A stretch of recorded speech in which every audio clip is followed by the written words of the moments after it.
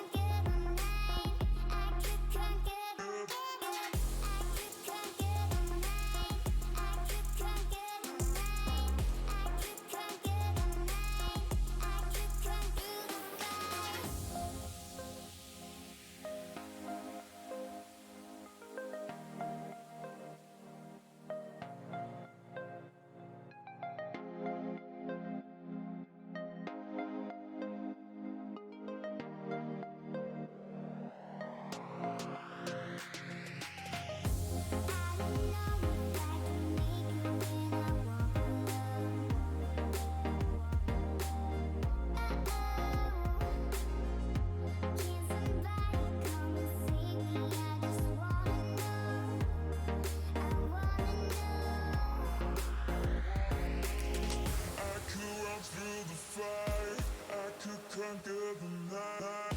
If I can make it, if I try to draw the red light, I could run through the fire, I could conquer the night.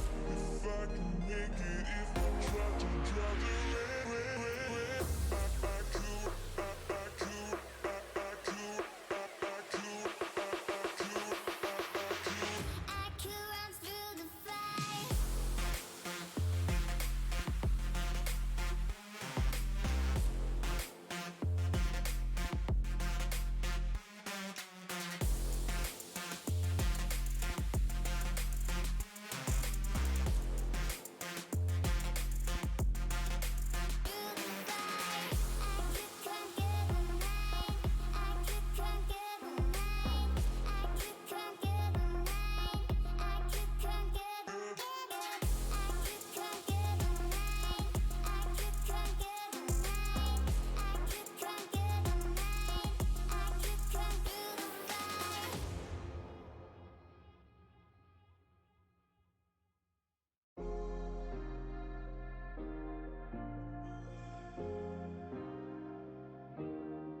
Keep thinking that I could have done something, but now I'm left with an empty heart. No making amends, no waking up beside you and holding you till we forget it all.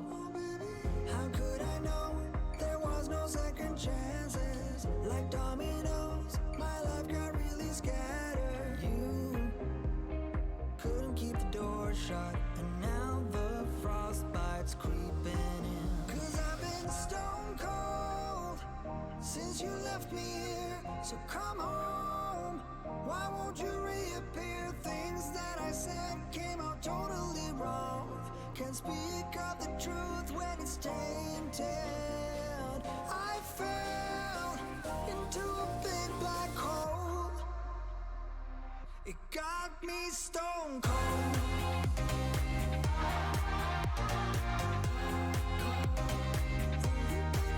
You got me stone cold. You got me stone cold.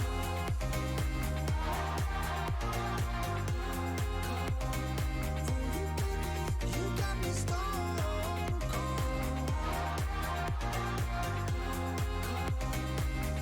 Got me stone cold.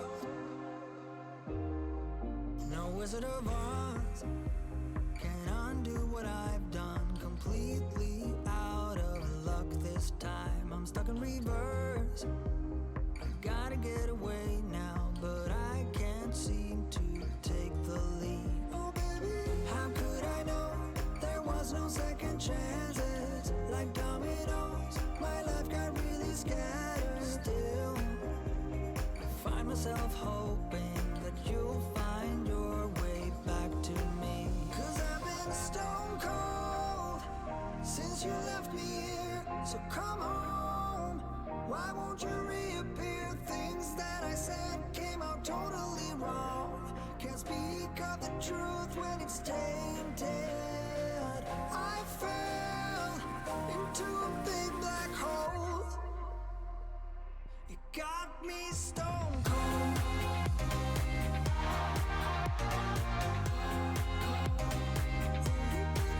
You got me stone cold. It got me stone cold.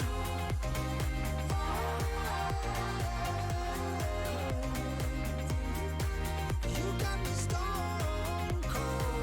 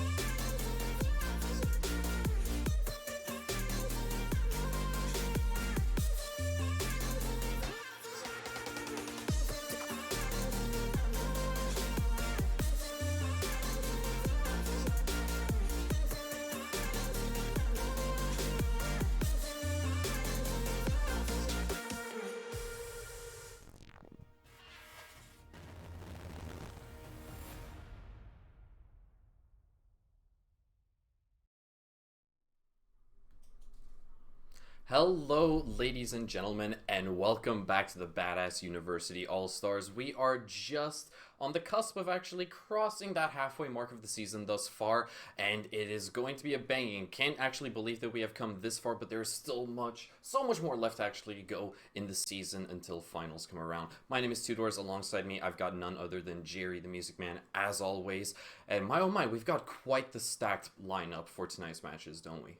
We seriously do. We are hitting the ground running with a massive one. Later on, we've got Minutemen versus Lockdown Ludens and Coconut Crap versus Imperium of Mandem. Two of my favourite names in the whole dang BUAL. But first up, our showpiece, Triton versus Princesses. This is a game I've been looking forward to ever since the first week when both of these teams really brought home the thunder. And we're going to have a look at that schedule right now. So here we go. I've just talked us through it. But now we get to see the wonderful names and logos on our screen. And what wonderful logos they are.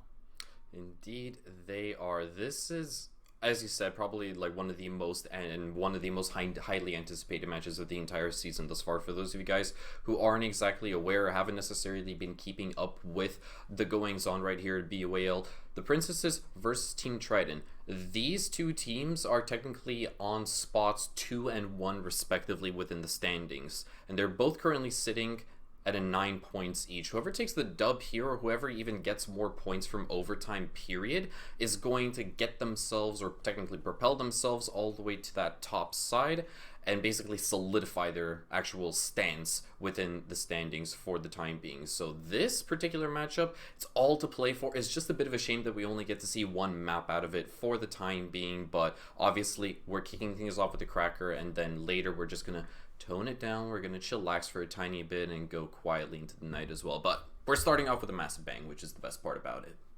They seriously are. And you touched on something interesting there, which is they are first and second respectively, but they've had slightly different ways of getting to that 9-point tally that puts them at the top. Team Triton, they faltered last week. They actually lost their first game of the entire season, and up until then had been going absolutely flawless, not a single loss, every single game won in regulation. That means a lot in this league because we are running by the 3-2-1-0 scoring system, whereby if you reach overtime, you're guaranteed a point, but winning in overtime gets you 2 total, losing in overtime gets you 1. So a bit more nuance to the best of 1 system. I really like leagues that adopt this format as EUL has, and yeah, it means that the Princesses, while they haven't lost in regulation yet, they've accrued enough points by other means to mean that they have the same number of points in total as Team Triton. So yeah, both on 9 points at the moment, and there is going to be an upset today. One of these teams will be upset. Last week was the week of upsets, but that was because we had lots of kind of mismatches across from like top to bottom, etc. Here, these are the top 2 sides, and I cannot wait for it. Neither can I, and it was actually Princesses who unfortunately took an L last week against Imperium of Mandem. That was an 8-6 scoreline, hence the 1 point that they actually do have to their name. But regardless, they are still up there. They're still like really fierce in the competition, and it doesn't get any fiercer than these 2 squads right here, right now. And personally, well, let's actually go ahead and discuss which potential war zones that we might actually see, because we've already discussed the schedule and, well, all of the rankings and stuff thus far, so we already know what the stakes are for the time being. But let's go ahead and take a look at the map Veto, since I believe that is ready to be shown on screen, so we can quickly dive into these. Immediately, right off the playing field, Cafe, they was played by the Princesses last week, and the same goes for Coastline on the side of Team Triton, so those are going to be auto-banned rather swiftly. So this technically does leave quite a spicy little bit of the remainder of the map Veto. We could potentially see Oregon, and it might actually be passed through Consulate and Villa. They're unfortunately the next to go, so we've still got 2 pieces of the T4 trifecta left to play with. Not exactly sure how this one's going to pan out. I have the spoiler. I don't want the spoilers. Just for the sake of... I want to hear your genuine reaction to what we're about to see. It is interesting. Chalet and Oregon, the final 2 to go. Interesting that Princesses would ban out Chalet, given that they won it in the week 1. But true. Clubhouse is our final battleground. So yeah. To a certain extent, it's a bit underwhelming. Like, yeah, it's a decent map altogether. Like, everybody knows it by the back of their hand. We're obviously going to have a big bloodbath this time around, but I personally really would have thought that the Princesses may have actually pulled out Chalet as a bit of a gamble because of their, well, just out of the ballpark performance in week 1, and they could have potentially actually felt much more comfortable throwing that kind of curveball the way of Team Triton, seeing as they are less experienced on Chalet altogether compared to the Princesses. I thought that it would have been a really nice and interesting risk for the Princesses to have taken, but we won't see it this evening, sadly.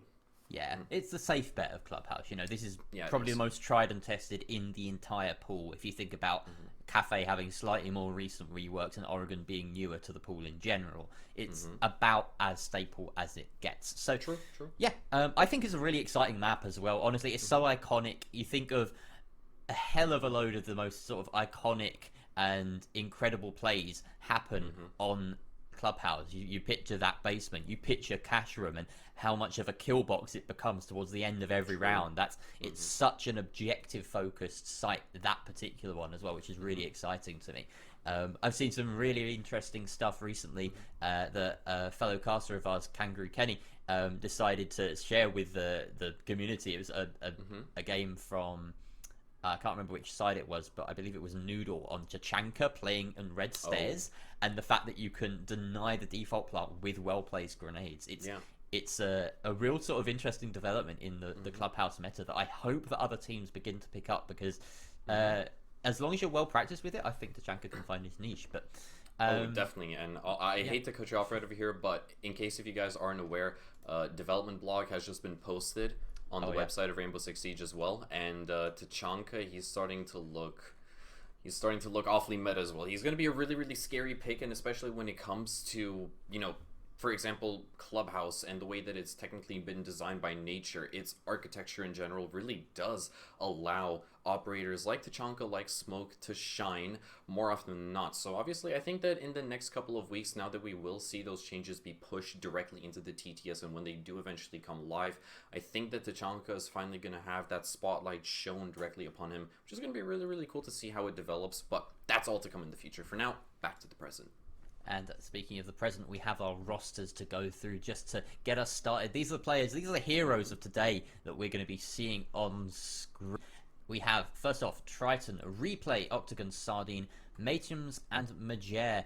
And then on the side of the Princesses, V7, Max D, who I believe changed his name back from Ideal to Max D, which I'm very happy about. Zodi, Mr. Joe, sorry, and So What. The latter of the three, all hailing from Newcastle University, interestingly. Yeah, indeed. And if you're happy about the fact that Max D has indeed changed his name from Ideal back to Max, as it should, we stand Max. Just wait until we actually hop in game to see what kind of Uplay username he's come up with this time. Oh yeah. It is if you guys are not already aware of what it is, if you're not keeping up with everything that happens in the community, then first of all, shame on you, but you are in for a really fun surprise. Don't gatekeep here. We're welcoming people in, and honestly, it's I'm pretty sure he lost the bet. I think he lost the bet, right? He did. So I'm not exactly sure what the details of the bet were, but I would very much like to know. Oh yeah, I need to find out. But either way, the reason we're focusing so much on this player is not just because of his name change, but because he was the one that kind of started the whole season off with a bang, dropping at 26 kills on Chalet. It was outrageous. And since then, I believe I saw him a couple of Playdays ago, and he had a rather... No, I saw him last Playdate, and he had a rather quiet one, unfortunately for him, subbing in for another side and just not quite... he didn't have the impact he wanted on the Princesses in that round, in that game week, but then he subbed in for, I believe it was... I'm going to have to jump back through my notes here. Who's he subbing Sounds like a bit of a double agent from what you're telling me thus far. He subbed in for Sniper Monkeys and actually performed well for them and got them the dub against Coconut Crack. So that was a bit of a strange week for him, all things considered. Yeah, but at the end of the day, it does show that once he is properly warmed up, then he is going to pull out all the stops to get his team over the finish line, regardless as to which banner he's playing on. But let's hope that this time around that he actually is warmed up, because going up against, well, the team that is currently P1, Team Triton, he's gonna he's gonna have to be, well, basically just firing on all cylinders straight out of the gate as well, and so is the rest of the princesses, because this is their best chance, their best shot to overtake Team Triton, and it's all going to boil down to Clubhouse. We are unfortunately going to have to delay the start of the match ever so slightly because, well, we do have a couple of player issues. We were about to hop in, but it's out of our controls. I know you guys in Twitch chat are going to be upset. Resident Sleeper, casters, please start the game, but we don't do that stuff, sadly. No, it's not up to us. What are you talking about? Of course we do that stuff. We're delaying it. We want people to see our faces more. This is about exposure, Two Doors. We have to get as much exposure as possible. Yeah. But yeah, no.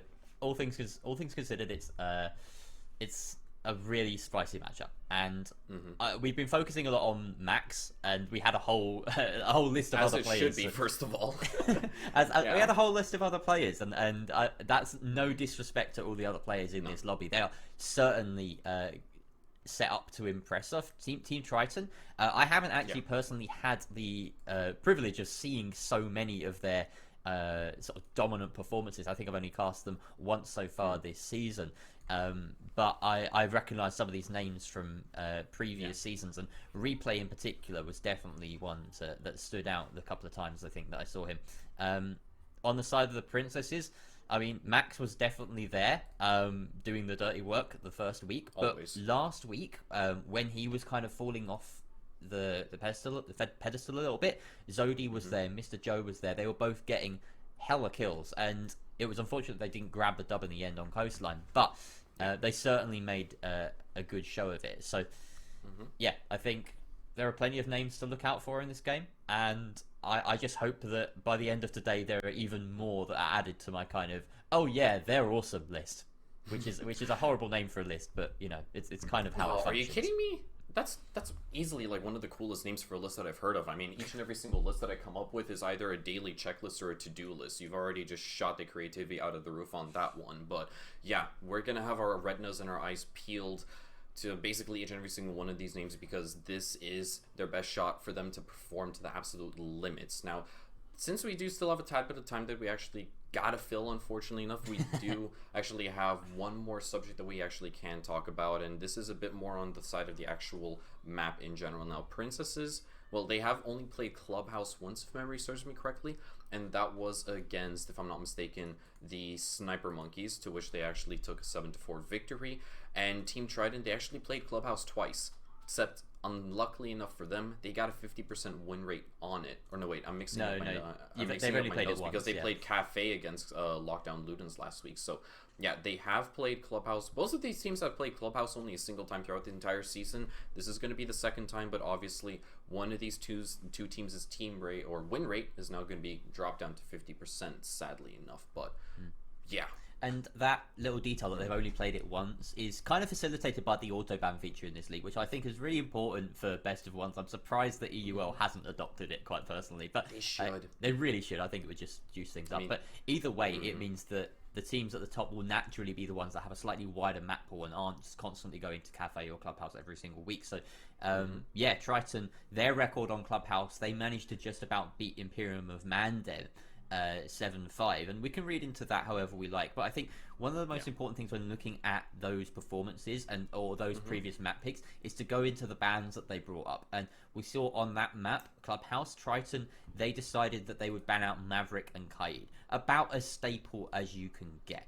Okay, on the other side of things, I'm just trying to find here, so on Clubhouse, when Princesses played, they banned Hibana, but they also banned out a Mute. Hibana's a bit off kilter. Mute is certainly off kilter as a ban on Clubhouse. I wouldn't be surprised to see that come through, and they, well, it will almost certainly stymie any sort of drone game that you want to get going as an attacker, because there are lots of very narrow doorways and difficult sort of avenues to get through without without those jammers in play. But as I've been whittering on about Mute, we have a game starting, and we are delving straight on into the ban phase, and Team Triton have opened things up with a Thatcher ban.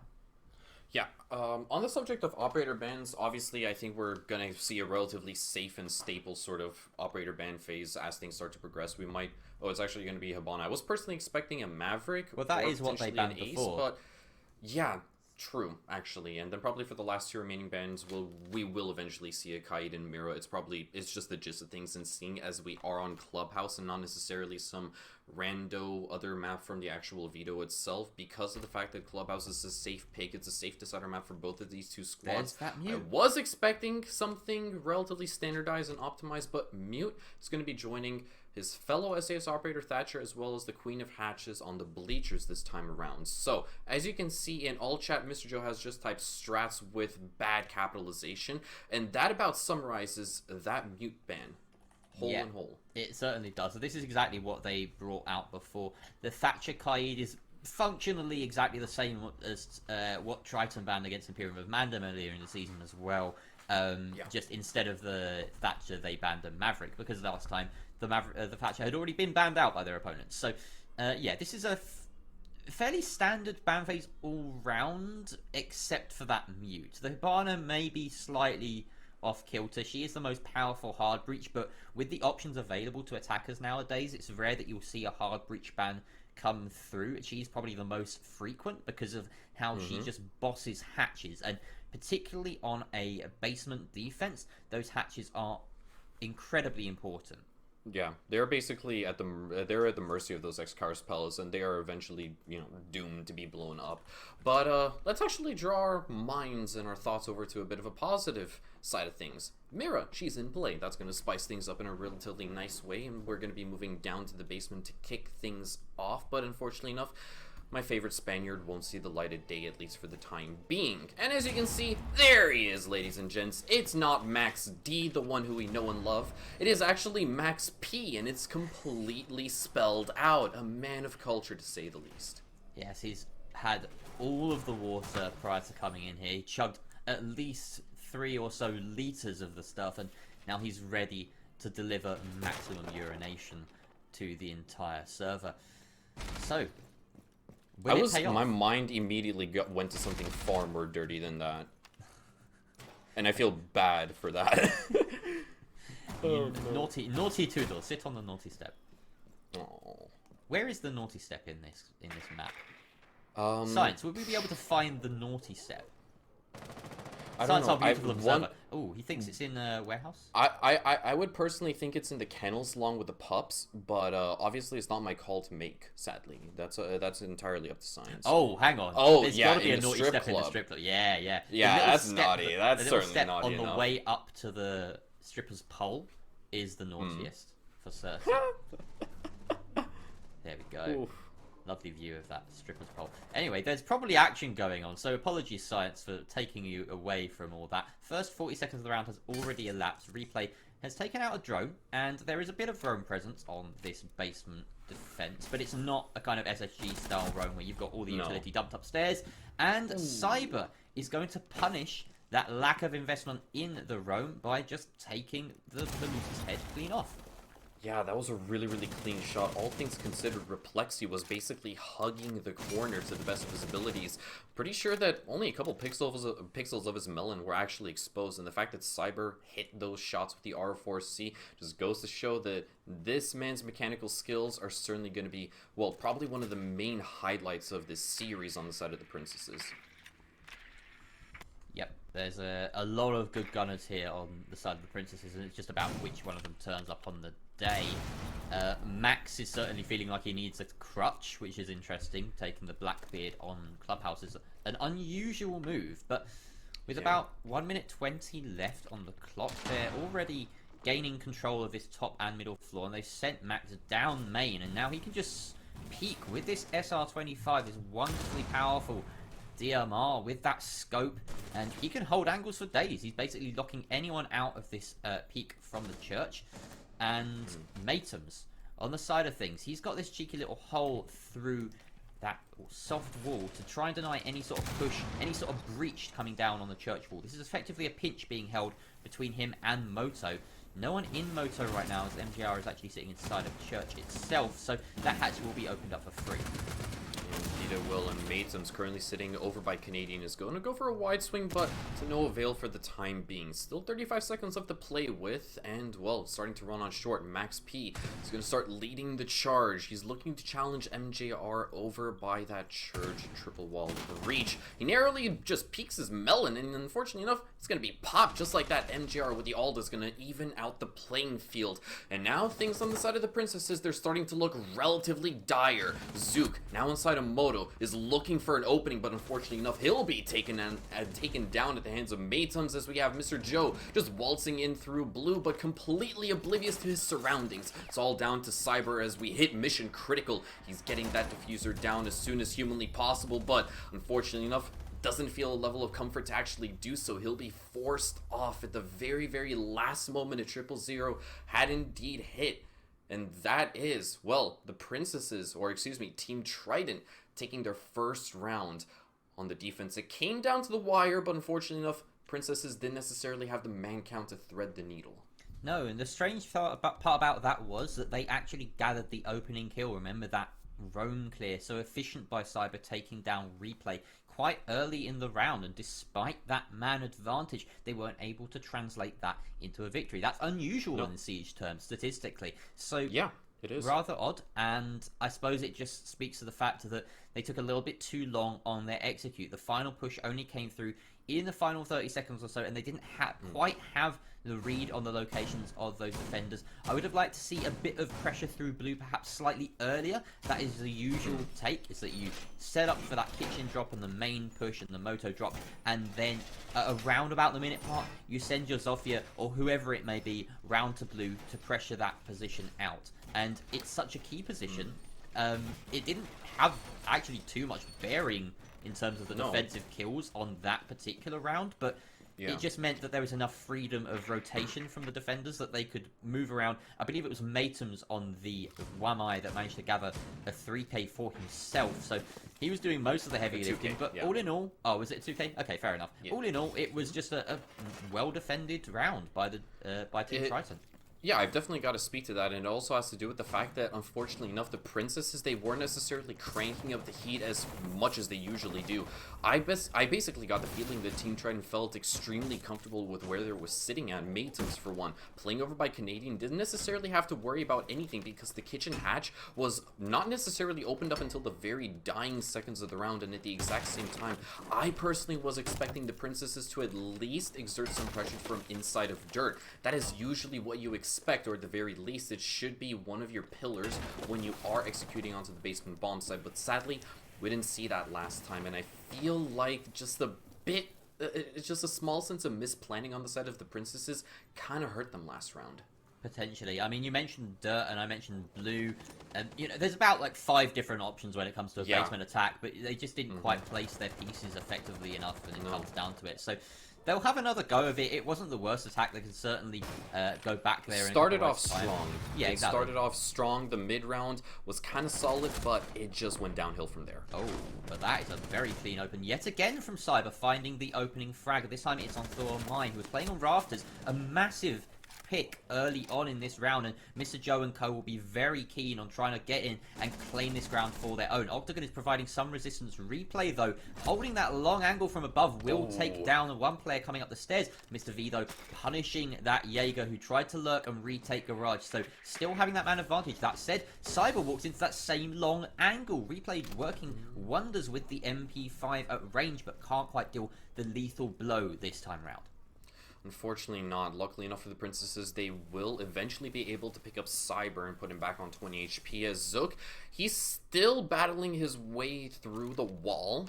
Probably took a bit too long, but obviously Team Triton, they aren't necessarily in a position to directly contest this. My god, he is having a nightmare with that Suri Torch. Massively unfortunate, but at the very least, he has an opening to provide some cover through in the event that the Princesses decide to give this round some more gas, which they do need to in order to get that diffuser down as soon as possible. They can already go for a default plant, as we do have MJR prepping a rotate in towards the sea, or the server window, I should say. Toxic Babes are going to be they're going to be tossed out for the time being to deny a vault through, and that means that Matems can easily pick up Mr. V through that rotation. Diffuser will be recovered, and Matems finds a second. He is putting that SMG-11 to good work, and now Princesses, oh goodness gracious, they are locked out of the sight. Max, he has to go charging in through the garage, spots the head of Matems, but won't land the headshot for the time being. He's got to recover that Diffuser, but Zook, he's actually fallen off his position either, and now, with only 2 seconds left to play with, the Diffuser needs to go down right here, right now. Matems, he's charging through, and nobody's got him in check. He hits the melee, but the trade comes through! Zook! That should not have happened! Whips out the sidearm! LMAO indeed, Max! You guys should not have won that! The whiff from the SMG was heartbreaking there from Team Triton. That was in the bag for them. They'd completely locked out the attack. That was a nightmare from Zook on the utility front. He could not get that breach open to save his life. And it certainly cost his team theirs as they all just funneled through from rafters. And it was looking like there was no chance. But he just decided, you know what, I'm going to run up red. And the balls on the sledge, they just have to stick the plant in default and trust his teammate. I mean, it shouldn't have worked. We saw that it shouldn't have worked, but Matems, who had a fantastic round up until that pivotal moment, just couldn't land the shots. Like, I'm sorry, but the Princesses had absolutely no business winning that round whatsoever. The entire attack was all over the place, and it unfortunately came down to the fact that Zook was just having a nightmarish experience with that Suri Torch in general on the CCTV wall. But let's actually dive a bit deeper into what on earth had actually happened, because by the time that both players, I believe that was actually Cyber as well as Joe, no, actually Joe was the first to fall, when Max and Cyber had actually been taken out of commission by Matems, who, by the way, played that beautifully until the very, very end of the round when he, well, basically had a floppy little bit of a panic knife at the very last second. He played it absolutely perfectly. Hunkering down on the bomb site, he found 3 kills over the course of that round in general, so tip-top performance from him, all things considered. But there were only like 19 seconds left. The Princesses, they had a last resort. They had to rush their way through the rafters, and even by the time that Mr. V had recovered the diffuser and was safe to go for a plant, interestingly enough, Zook had actually fallen off his position over by the breach. He went down into lounge and tried to come up red stairs, which did eventually work, but at the exact same time, it was a bad call. He couldn't provide coverage whatsoever. He was too far away from the action when there were only 10 seconds left. Princesses, they've got to step up their game. They got away with freebie, so they're going to be thanking their lucky stars that they have it, but they can't rely on miracles like that anymore. They really can't. Overall, that was a story of just one player taking a fall from grace, setting themselves up to fall, and that's Matems, and then So What Zook just having that redemption arc where he started off so poorly and then swept in and cleaned up shop. So, you know, it's the way of the turntables, as they say. And I say the cookie crumbles, but okay. I do like cookies that... Well, actually, I prefer cookies that don't crumble. They've got a bit of solidity. Actually, yeah, true. You know. If a cookie crumbles, it's usually a bad cookie design. Cyber is just on point. 3 rounds that we have seen thus far, and he's gotten the entry all 3 times. Is this and he's the got Cyber? 5 kills to his name. Have the Princesses snagged LATAM legend Cyber by accident? I think so. Is he studying in UK now? Maybe. Probably. I'd be curious. Probably. I mean, he might be going for a second Masters. If that's the case, good for him. Smart man. He's already a Master of Siege. What else could he get? Ha. I see what you did there. We're here to have fun. You sound like Wario. I hate it.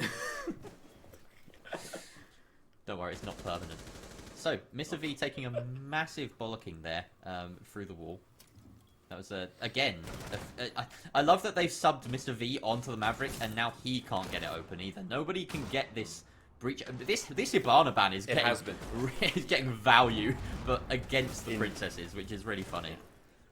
Luckily enough, Mr. V actually knows how to operate that torch, so he has gotten it open, and now, well, the Princesses, they got themselves the green light. Cyber, he finds his double, his 2 pieces, I believe, a C4 is prepped down below. That's going to deny the plant, but elsewhere, though, Cyber, he's just popping off on screen. Already finds a triple kill, and now it's all down to Replexy, who is going to be taken out, all thanks to that SPSMG-9 in the hands of the Collie, donned by yours truly, Max P. And just like that, we have the Princesses, well, basically just doing good on their mistakes that previous round, and that dub right there on that top floor attack looked much more convincing from them. Certainly did. Princesses shoring up their attack, realizing what went wrong with that previous one, and just making the sensible play and subbing out the Maverick player. I mean, sure, so what can use the M4, but if you're spending half the round opening up a hole and failing to do so, then it's going to stunt your team. And that was much more of a team victory there. They executed their game plan perfectly. Cyber once again getting that opening pick onto the rafters, gaining that map control, and then crucially the breach coming through with plenty of time to spare. About 40 seconds left on the clock. They had the man advantage. It was pretty much a lights out for Team Triton at that point, barring a miracle. So, nice stuff. Princes are beginning to turn things around, and we're heading back down to the basement here with MJR swapping onto the Frost. That's obviously that is really interesting to point out, but what I actually do want to touch on, at least for the time being, is the fact that Matems decided to drop the smoke of all operators to bring out the Womai. Now we saw how good he was actually able to, use the Womai in round number 1, but dropping a smoke though, it's a bit questionable. They've also dropped the Maestro in favor of the Valkyrie, which I think will aid them somewhat if they're going for this more heavily roam-oriented play. And certainly, with these sort of sneaky mats in position, they might be looking to sort of capitalize on cheeky plays like that. One thing about that mat is that you could open up a hole in the base from Canadian and toss a C4 out to get both the down player and someone going for the res. So if you have intel on that, that could be a really cheeky double kill. Don't get me wrong, if that is the plan that Team Triton are going for, if they're willing to toss all their eggs into that particular basket, and because of the fact that, they've got Sardine on the Valkyrie, it basically enables that play, but it's not necessarily in their control. To a certain extent, it just relies on the cluelessness of Princesses, which they haven't necessarily been showing any at all throughout this entire matchup thus far. They have been relatively in control, and that last round that we just saw solidifies that fact altogether. Now hopping on with Replay over here, he's over by Adam, tags the heck out of Max P ever so slightly, but he's going to be forced into becoming a stationary object. Doesn't even matter. Mr. Joe can't land his shots, unfortunately enough, but Max can, certainly indeed, and just like that, it's an early Max massacre on the side of Team Triton. They've already lost 2 players in under 60 seconds, and the Princesses, well, they were more than happy to oblige.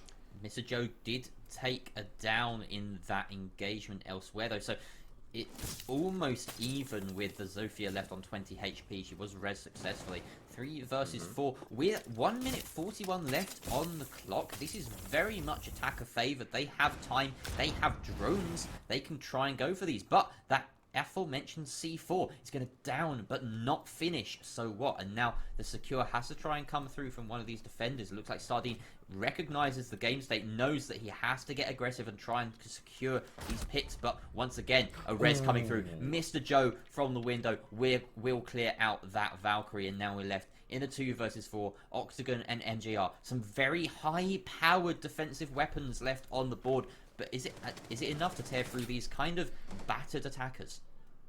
You gotta hope so. Octagon, he needs to get himself on the scoreboard, and there is no better opportunity for him to do so. He finds the head of Cyber, but unfortunately enough, well, in his peripheral vision, he spotted out Joe, but chose not to pick a fight with him at first glance, and it certainly was his undoing in that round right over there. The Princesses, they got off to an absolutely banging start, and I really gotta commend Team Triton, especially Replay at the very start, because he was able to keep himself cool, calm, and collected throughout that entire engagement over by the blue staircase.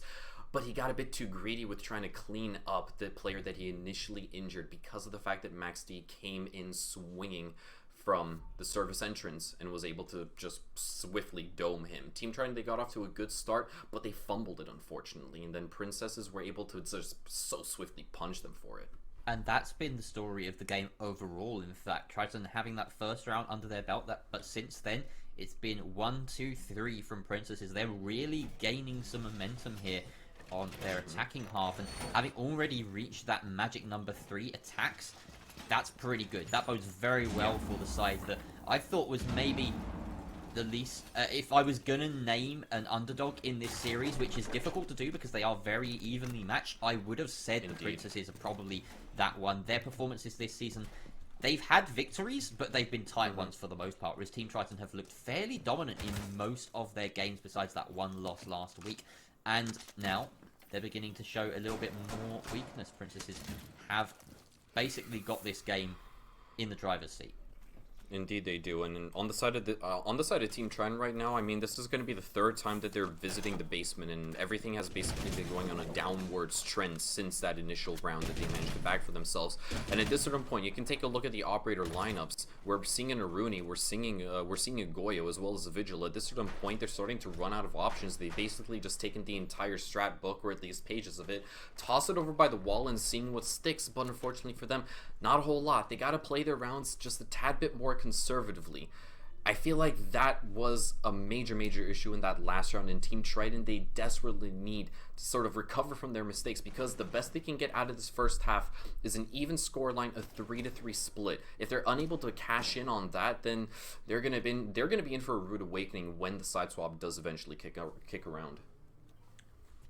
This is a tough one for the defense. They do need to try and take some initiative, but at the same time, they've reverted to this completely turtle setup, whereas before they had some sort of roaming presence. Right now, the most you could call a roam is Octagon playing on main stairs, and he's really just there to shoot a drone and fall back. So this just means that the princes are going to have plenty of time to play with, but it's a different kind of puzzle for them to solve. Can they assault a fully fortified site? Octagon Dyson with death here. He doesn't want to play too aggressively, and there comes that aforementioned drone.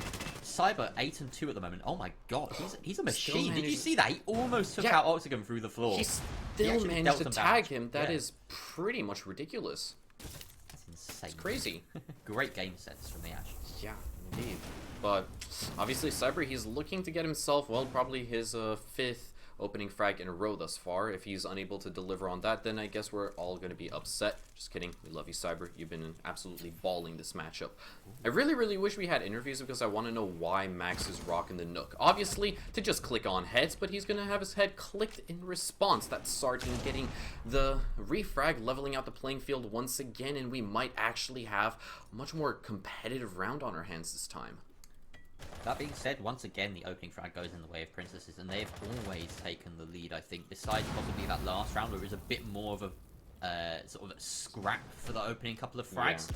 Yeah. Sardine taking a lot of damage there from the Goyo shield. I don't even know if that was detonated by an opponent, but either way, Mr. V is going to punish the chaos that ensued, and Replay is down inside of blue. So now that position lost, unless NGR wants to try and reclaim it. And to be honest, he probably should. It's a very key position. Matems, though, fighting through a Maverick hole, I believe, to down Mr. V. Yeah. Yes, it was. And now he's in a resible position, but Matems going for the prone peak will get payoff. And Cyber goes down. Sardine strikes. NGR, Matems, they all come through. Everyone on the side of Team Triton with a kill at the very end of that round. The 3 beat the 4, and that was so quick.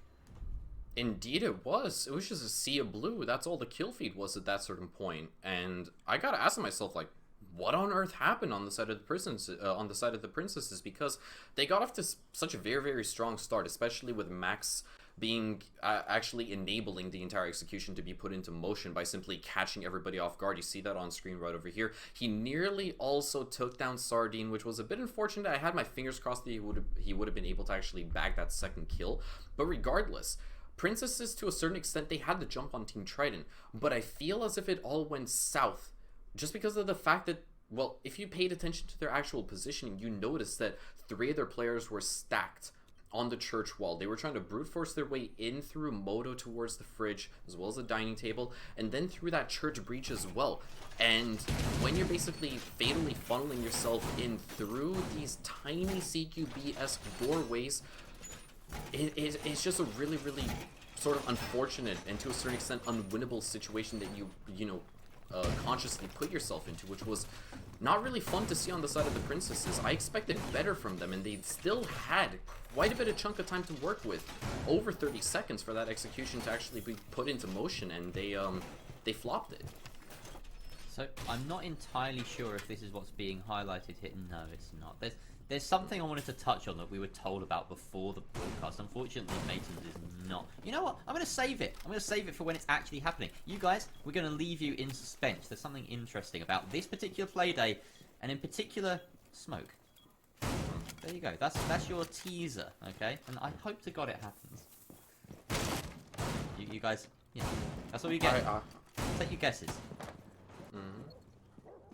Wait, did I mistake that, or was he wearing the Team Liquid uniform? It looked like Matens was wearing the Team Liquid uniform. He may well have been, yeah. We gotta double check that science. Can you double check that for us? These things are important. We're watching the first, like, 20 seconds. Oh, it's the NAL skin he's rocking. Ah, lovely. Ah, that's fine. I do like these Pro League sets. They're very, very gorgeous. Nifty. They're getting niftier and niftier. That's a good nade sent in, but it is caught by the ADS, trying to remove that shield that Matens is playing behind, just to make this breach a little bit safer for Mr. V, who took this mantle, as we mentioned earlier, off of that first round, and seems to do a fairly good job of it, so he's going to be keeping on that blowtorch wielding American. This is a sneaky little push from Cyber, trying to find the opening frag yet again. He's gotten it twice from Garage, but this time round, he's hunting inside of Secret. He may be aware of the player just on the other side of this, but he's expecting the push. I don't know. This is quite sneaky he play. needs some confirmed information. He needs somebody from the bottom of the garage to actually wide swing into replay, so then he can actually wide swing himself from Adam. But unfortunately enough, that opportunity, it's basically gone with the wind as well. Replay, he's still hunkering down, but he's not exposing himself whatsoever. This is a very, very slow approach on the side of the Princesses. The opening comes through, and Replay, he actually falls.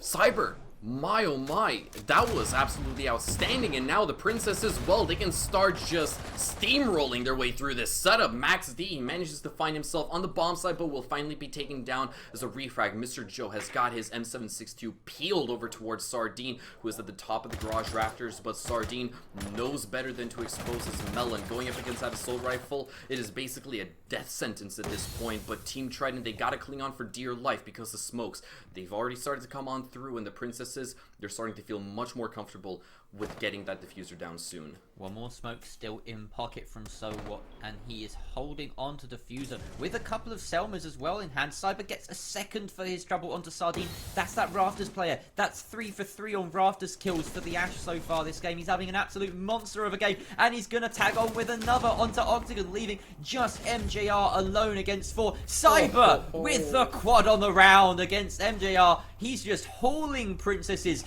to a victory here. 4-2 on the split.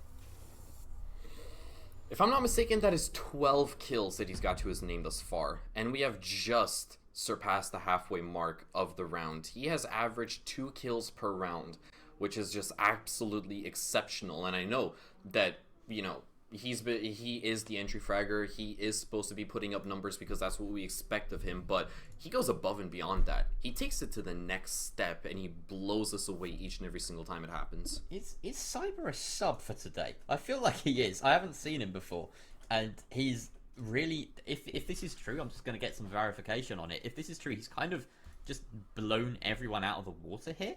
Yeah. I'm astounded by his performance so far.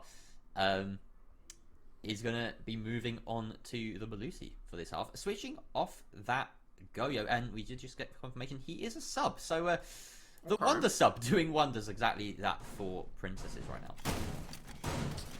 I mean, I don't know what to say at a certain point. I mean, I'm just starting to picture if Princesses were actually at their full form right now, and wait a second. Pick him up. Is that the Pickle Rick skin that I'm seeing right there? Oh, it very much could be. I think it is. SoWhat is bringing that Pickle Rick skin. Oh, it looks absolutely damn. So this is what we're waiting shit to I've ever see. seen. Yeah, it is the funniest shit I've ever seen. Yeah, and I like it. It's a shame that Team Triton aren't bringing the IQ, because I know you need to have a pretty high IQ to appreciate this Pickle Rick skin. Sadly, they That's don't. it, I'm out of jokes. So they can. They simply can. They've missed opportunity, Team Triton. They got the Inox on the Jackal. That's won't help with their close as it vision gets though. here. Yeah, Max P on the Capcan finds the entry. Wow, that's one of the Absolutely first rounds that Cyber hasn't gotten an entry kill. True though, but Replay, he's gonna get the immediate trade once again. Now he's trying to take a page out of Cyber's book. He's not necessarily found himself with the opening frag, but getting the trade. it's as good as it's going to get. Team Triton able to actually level out the playing field once again means that they can actually give the princesses a run for their money this time around. Well, they still have a lot of execute utility. They have lost a couple of smokes and the hard breach, which is pretty important. MJR's carrying that little secondary hard breach, which I know you are very strongly in the trampoline camp. Oh my god! Nice shot, Octagon. That's what you love to see. Takes out the smoke as well, meaning that this potential post plan, which will eventually come around on the side of Team Triton, just got a whole lot more difficult for the princesses to deal with. My, what a shot. Yeah, that completely stopped my train of thought. I was about to go into the whole trampoline canoe thing and tell you that I'm Team Canoe and receive that's the halftime show. Yeah, halftime show. Sardine, with the PDW-9, interestingly enough, one of the smallest guns in the kill feed, appears and will take out another defender, leaving us in a 4 versus 2. Octagon, once again, from construction, takes out a red player, and that is Cyber. MJR finds Mr. Joe. Last defender alive is gone, and that was a very swift approach there from Team Triton. They caught us off guard numerous times, and well, they certainly caught the princesses off guard. By the way, I can really appreciate the athleticism on the side of MJR, and I'm gonna actually go ahead and argue that that is because he brought out the trampoline. Obviously, you set that thing on the ground, you get yourself a nice couple of bounces in, make sure that your toes are all warmed up so you can quickly just pick, pack, pounds throughout the entire bomb site. Then boom, drop shot, last kill of the day, of the round. MGR, good stuff. And now he's going to be bringing out the Amaru, meaning that, well, I don't know where this segment is going, but I see an Amaru on screen, and I'm very intrigued already. Well, someone's getting a fast entry kill. That's my thought.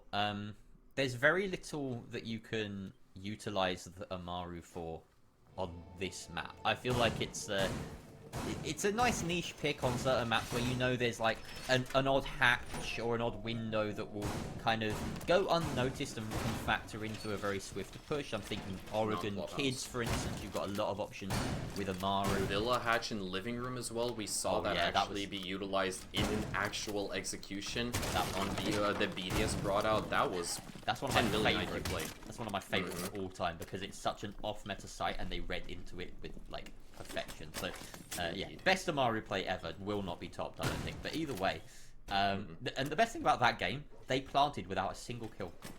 They didn't have to kill anyone. They just found the gap and set the diffuser down. It is such a rarity to see as well that the bomb quite literally goes down or the diffuser goes down and nobody even notices it. What? And then the defenders for the first Oh time no! You can't let him get away with that replay. Max P is putting replay in the dirt, and he's had a sorry game statistically, but that's gotta hurt more than the 2 and 7. That's rough. Yeah. Replay's probably going to be writing a very sternly worded, well, email to Ubisoft later today. Please give the ACOG back to my R4C. I would have killed Max P tonight. Of course. To which he receives a no reply email from Ubisoft. Thank you. We'll pass this on to the dev team. Wow, words. This on the top floor is Cyber lurking once again. I feel like at this point princesses are really gung-ho. They're feeling confident. They're going for these sneaky plays. The drone hole peek. The lone Malusi. Matum's going down to a knife kill from Max. And we heard the gunfire to precede that. So it's definitely just to confirm things. But still, it's BM nonetheless. MJR though and Octagon find immediate refract on both of those roaming players. And now we're back at an even scoreline. So their hubris does come back to bite them. But with 1 minute 40 on the clock and plenty of denial still available, you've taken down a hard breach. You don't have that hard breach charge left in the pocket of Sardine. He's already used it to open up dirt. So those hatches are staying intact, and that just means that the anchor positions are so strong here for Princesses. Yeah. You can still exert vertical pressure. You've got the sledgehammer, you've got the skeleton key to actually do that, but you can't physically enter the bomb site through them. MJR, though, with the G8A1 is going to find Mr. V, unfortunately enough, and Mr. Joe himself is also going to go down. That's going to leave the Zook, who is basically using a red dot sight. A bit of a rarity to see, but once again, Is this special sight going to give him the strength that he needs to clutch up big time in this 1v3 scenario? Considering the fact that MJR has already softened up quite a bit, it certainly starts to look a lot more winnable. But when you're whiffing shots like that and you don't know where they're coming from, maybe not so much. He's now isolated inside of blue as well. Team Triton, they have basically gained access to both bomb sites, and it's a flawless way to end off that 3v3 situation. Team Triton didn't even need to drop a single player. And just like that, you have them, well, equalizing things up. Both teams now hold on to 4 rounds apiece. So what, Zook? Trying to recreate some of his heroics from earlier, but he doesn't seem to have hit any sort of form besides that one brief moment where he ran up red and got a 3k. Those are his only kills this game, unfortunately. And he is support, so you don't expect him to always do that. But when you're on the Jaeger on the defense, you expect to maybe get a couple more kills. Those earlier aggressing players, we saw Max and Cyber playing deep roam. Max having a lot more success with 2 kills, but after the fact, there was nothing from the rest of the princesses, not a single kill in reply. So a nice recovery from Team Triton, it has to be said, and just proving that you don't necessarily need hard breach to get this site open. It was a surprising one.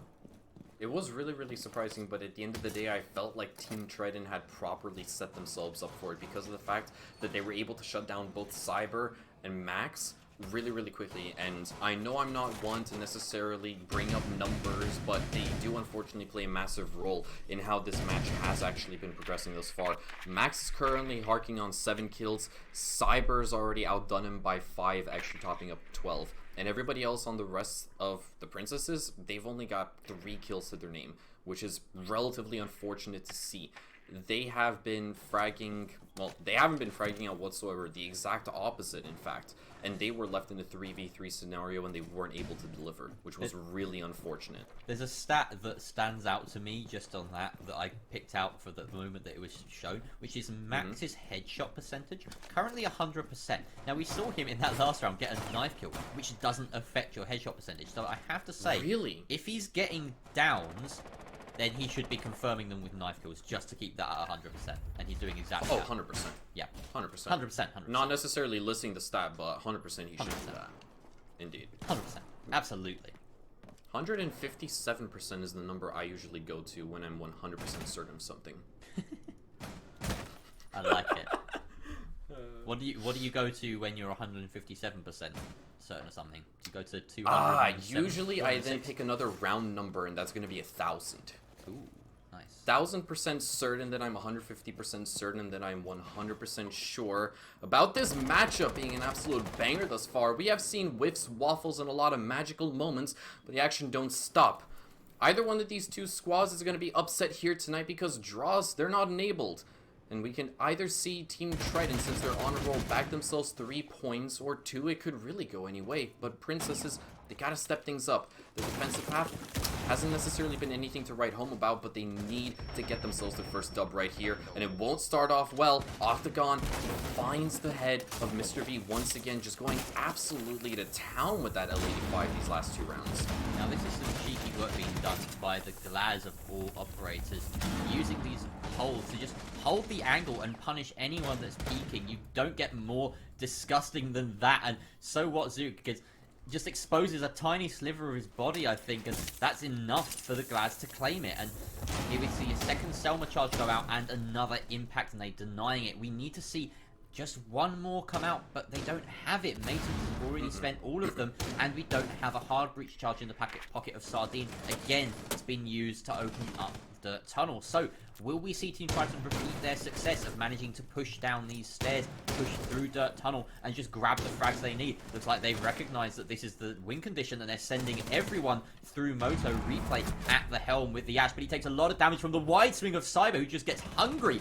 Mr. Joe still playing in blue is key, but Max P is even more so as he's playing under the kitchen and finds that angle onto Moto. This is a horrible crossfire. Cyber landing some shots onto the player on main, and this is really difficult now for the attackers. Oh, the Valkyrie Evilite, or Black Eye rather, suddenly detected, realizing that their whole plan was completely read into from the start. With only 12 seconds left now, they have a 3 versus 3. Cyber will take down MGR, but he gets down in response. The push coming through from the dirt tunnel is not quite enough. So much damage in both directions. 2 versus 2. The last player is Maytems. He gets out of the pistol, does manage to finish off one, but can't find the last. Princesses cling on with their life. The Legion, the final piece standing, and that timer, absolutely crucial.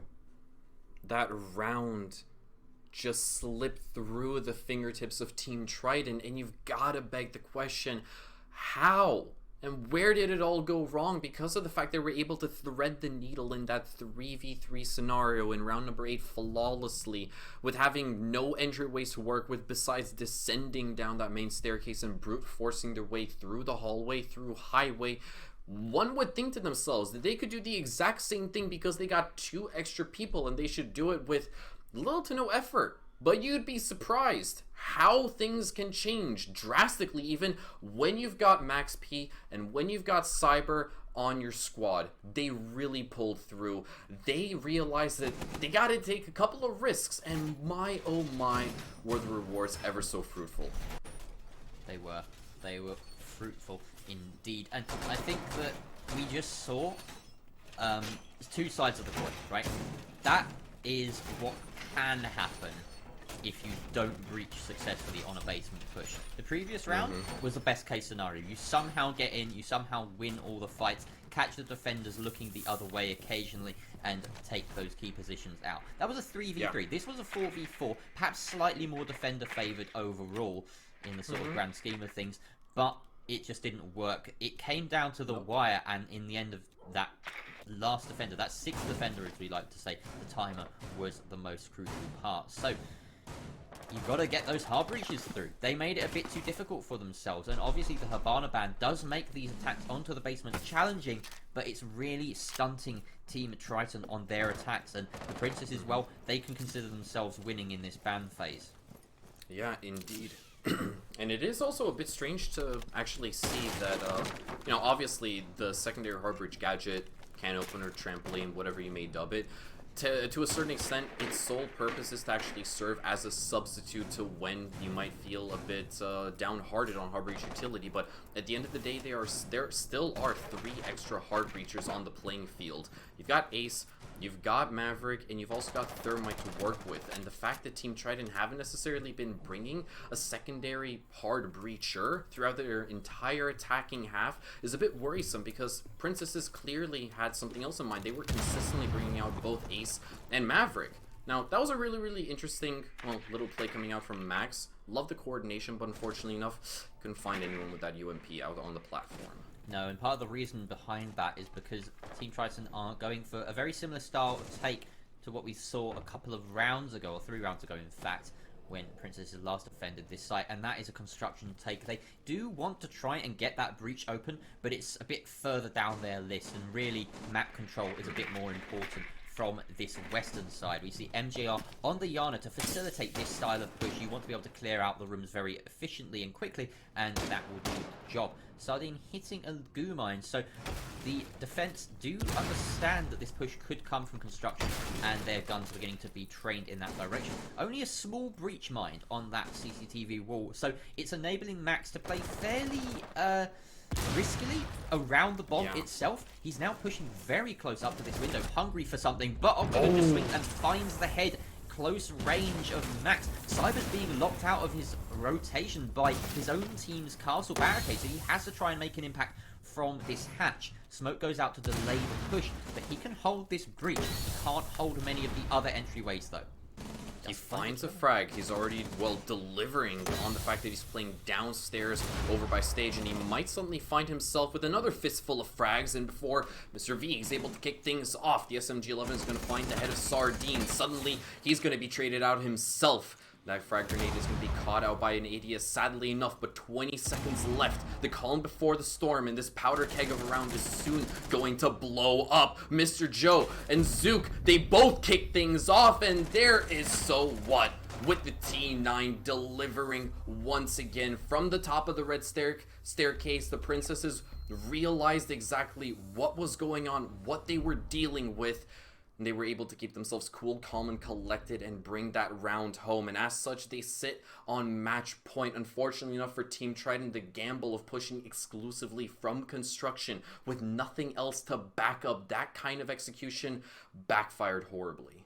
There was some impressive presence there from Cyber. He was kind of forced into it, but it was certainly the right play. You could see he was considering rotating back to site up those red stairs, but that castle barricade locking him out actually proved to be a blessing in disguise. Being able to hold from the hatch netted him one kill, and then it just denied that as an entryway, a viable entryway for the attack. It meant that the defenders on red and in sight were able to train their sights in one direction, and there was some impressive work at the very end from So What Zook as well. It seems as though he only gets impact frags. Like, he's gotten, I think, 5 kills so far this game, if not, 5. And we've seen all 5 of them come at the very end of 10th round on Cash, both on attack and defense, and it secured his team the win.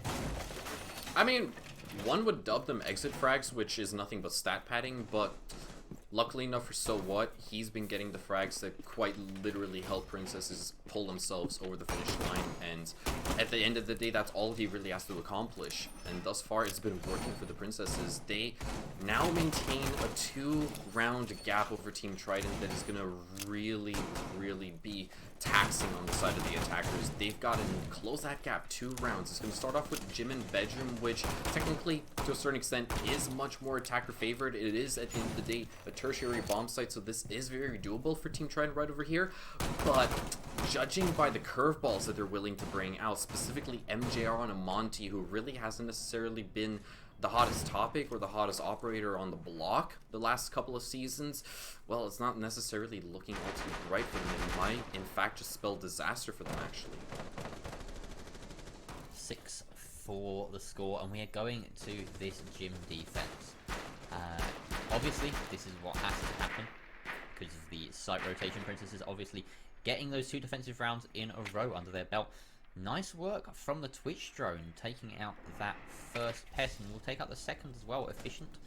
No mirror on the defense from the Princesses. Interesting for a Gym defense. This is usually where you'd like to see her, but without the mute in play, there's little protection that you can offer besides a Bandit, and Bandit just doesn't really offer enough in terms of utilities overall, because the mute will do the exact same thing and then some. It can actually eat up unsuspecting Selma charges, etc. at range by sort of denying them use and catch the odd drone or 2. So mute at the moment in this meta, just high value in so many ways. But instead, we see the Mozzie coming out because they want that drone to not attack. Getting very aggressive by a window once again, and he doesn't get the reward he's been hoping for. Octagon will punish Zook, and I'm not quite sure where that kill came through. It was a peek from server, but Max is going to jump out Gym window and find the refrag onto Octagon. Essential that he did that to re-establish that man. Definitely. He really couldn't have actually let Octagon walk away with that particular entry out of there. Sardine is going to be injured elsewhere, surprisingly enough. Well, I believe it was Cyber. He out-pizza the Hut, surprisingly enough, with that 416C. And now, Team Triton, they're looking a little bit worse for wear. Both Replay and MJR have been softened up to a pulp. They're on less than a quarter's worth of HP. A single shot from nearly any rifle in the game is surely going to put them down. Max P, lovely little angle with that Commando 9 to find the head of Replay. C4 is going to go wide, not even in the same postal code, but it doesn't even matter. The last 2 standing attackers on the side of Team Triton, they've been relegated to playing outside of Jacuzzi. Princesses, they're taking so much territory, which simply wasn't even theirs to begin with. Matems, he's going to punish Cyber for his aggression, but at this certain point, the round may already be all but lost. There's only 25 seconds left to play with, and they might not have even spotted out Max behind the weight rack for the time being. Again, where's Matems? Not necessarily close enough to support. He decides to brute force his way in through that smoke, but that's right into the open arms of Mr. V. Now it's all down to MJR. Now we've all heard the story about Canadian winning a 1v4 with a P250, but Monty can't do the same. Mr. V is going to close things off, and that is the Princesses taking one of the biggest victories right here in BUAL Season 2. 7-4 is the final score line.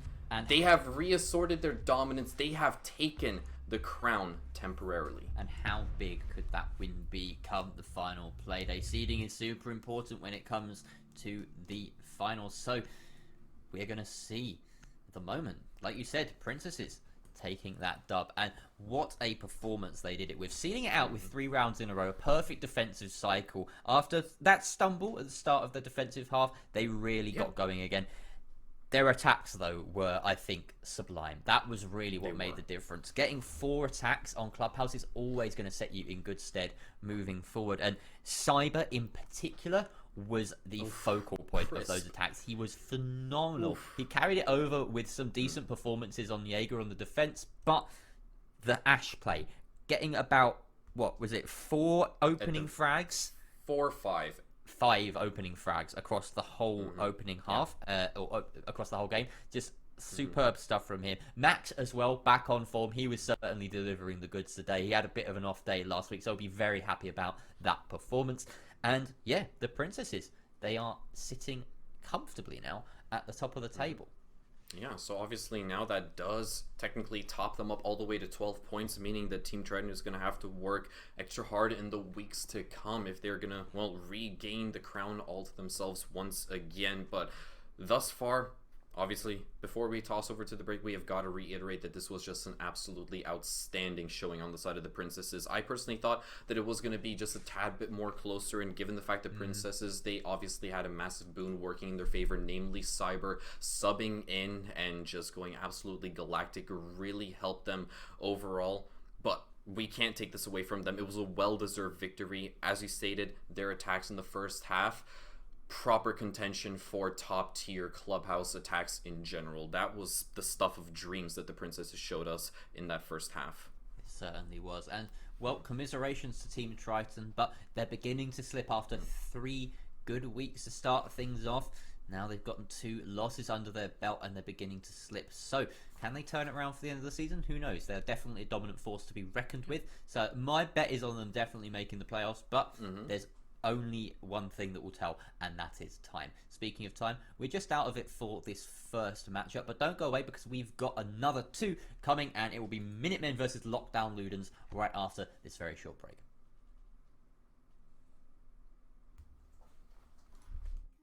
I just wanna know. I wanna know. I could run through the fire, I could conquer the night. If I can make it, if I try to draw the red light.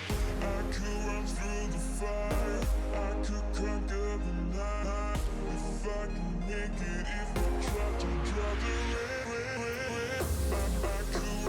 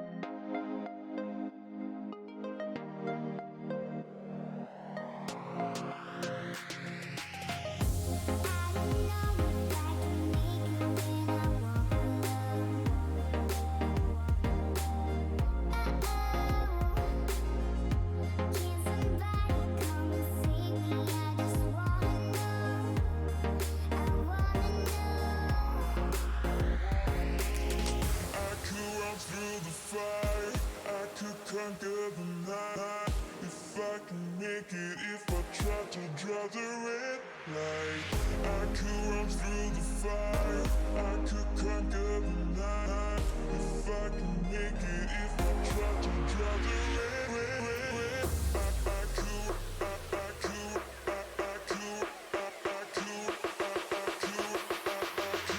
I could run through the fire.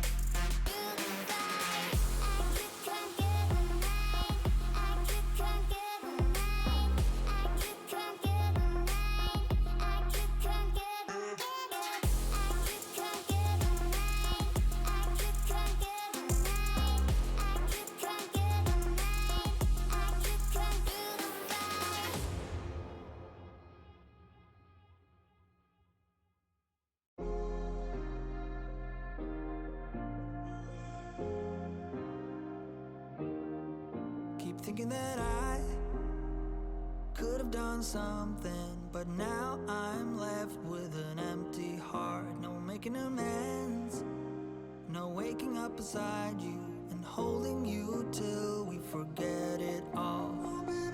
How could I know there was no second chances? Like dominoes, my life got really scattered. You couldn't keep the door shut, and now the frostbite's creeping in. 'Cause I've been stone cold since you left me here. So come home, why won't you reappear? Things that I said came out totally wrong.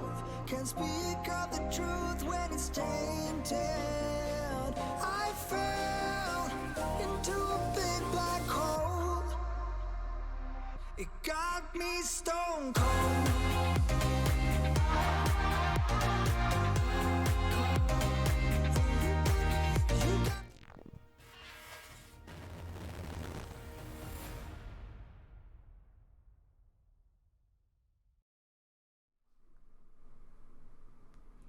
Well, what a matchup that was between Team Triton and the Princesses. The Princesses coming out on top, but we've got another two on our way. Minutemen and Lockdown Ludens are our next competitors. And so far this season, Minutemen, they've been slightly unimpressive, but we'll give them the benefit of the doubt. They could find their form gradually throughout the season. Lockdown Ludens, they've been doing fairly nicely. The only team to maintain their roster from Season 1 through Season 2. And they're also competing elsewhere, which is quite nice to see. A little bit of kind of an export from BUAL into the Tier 4 scene at the moment.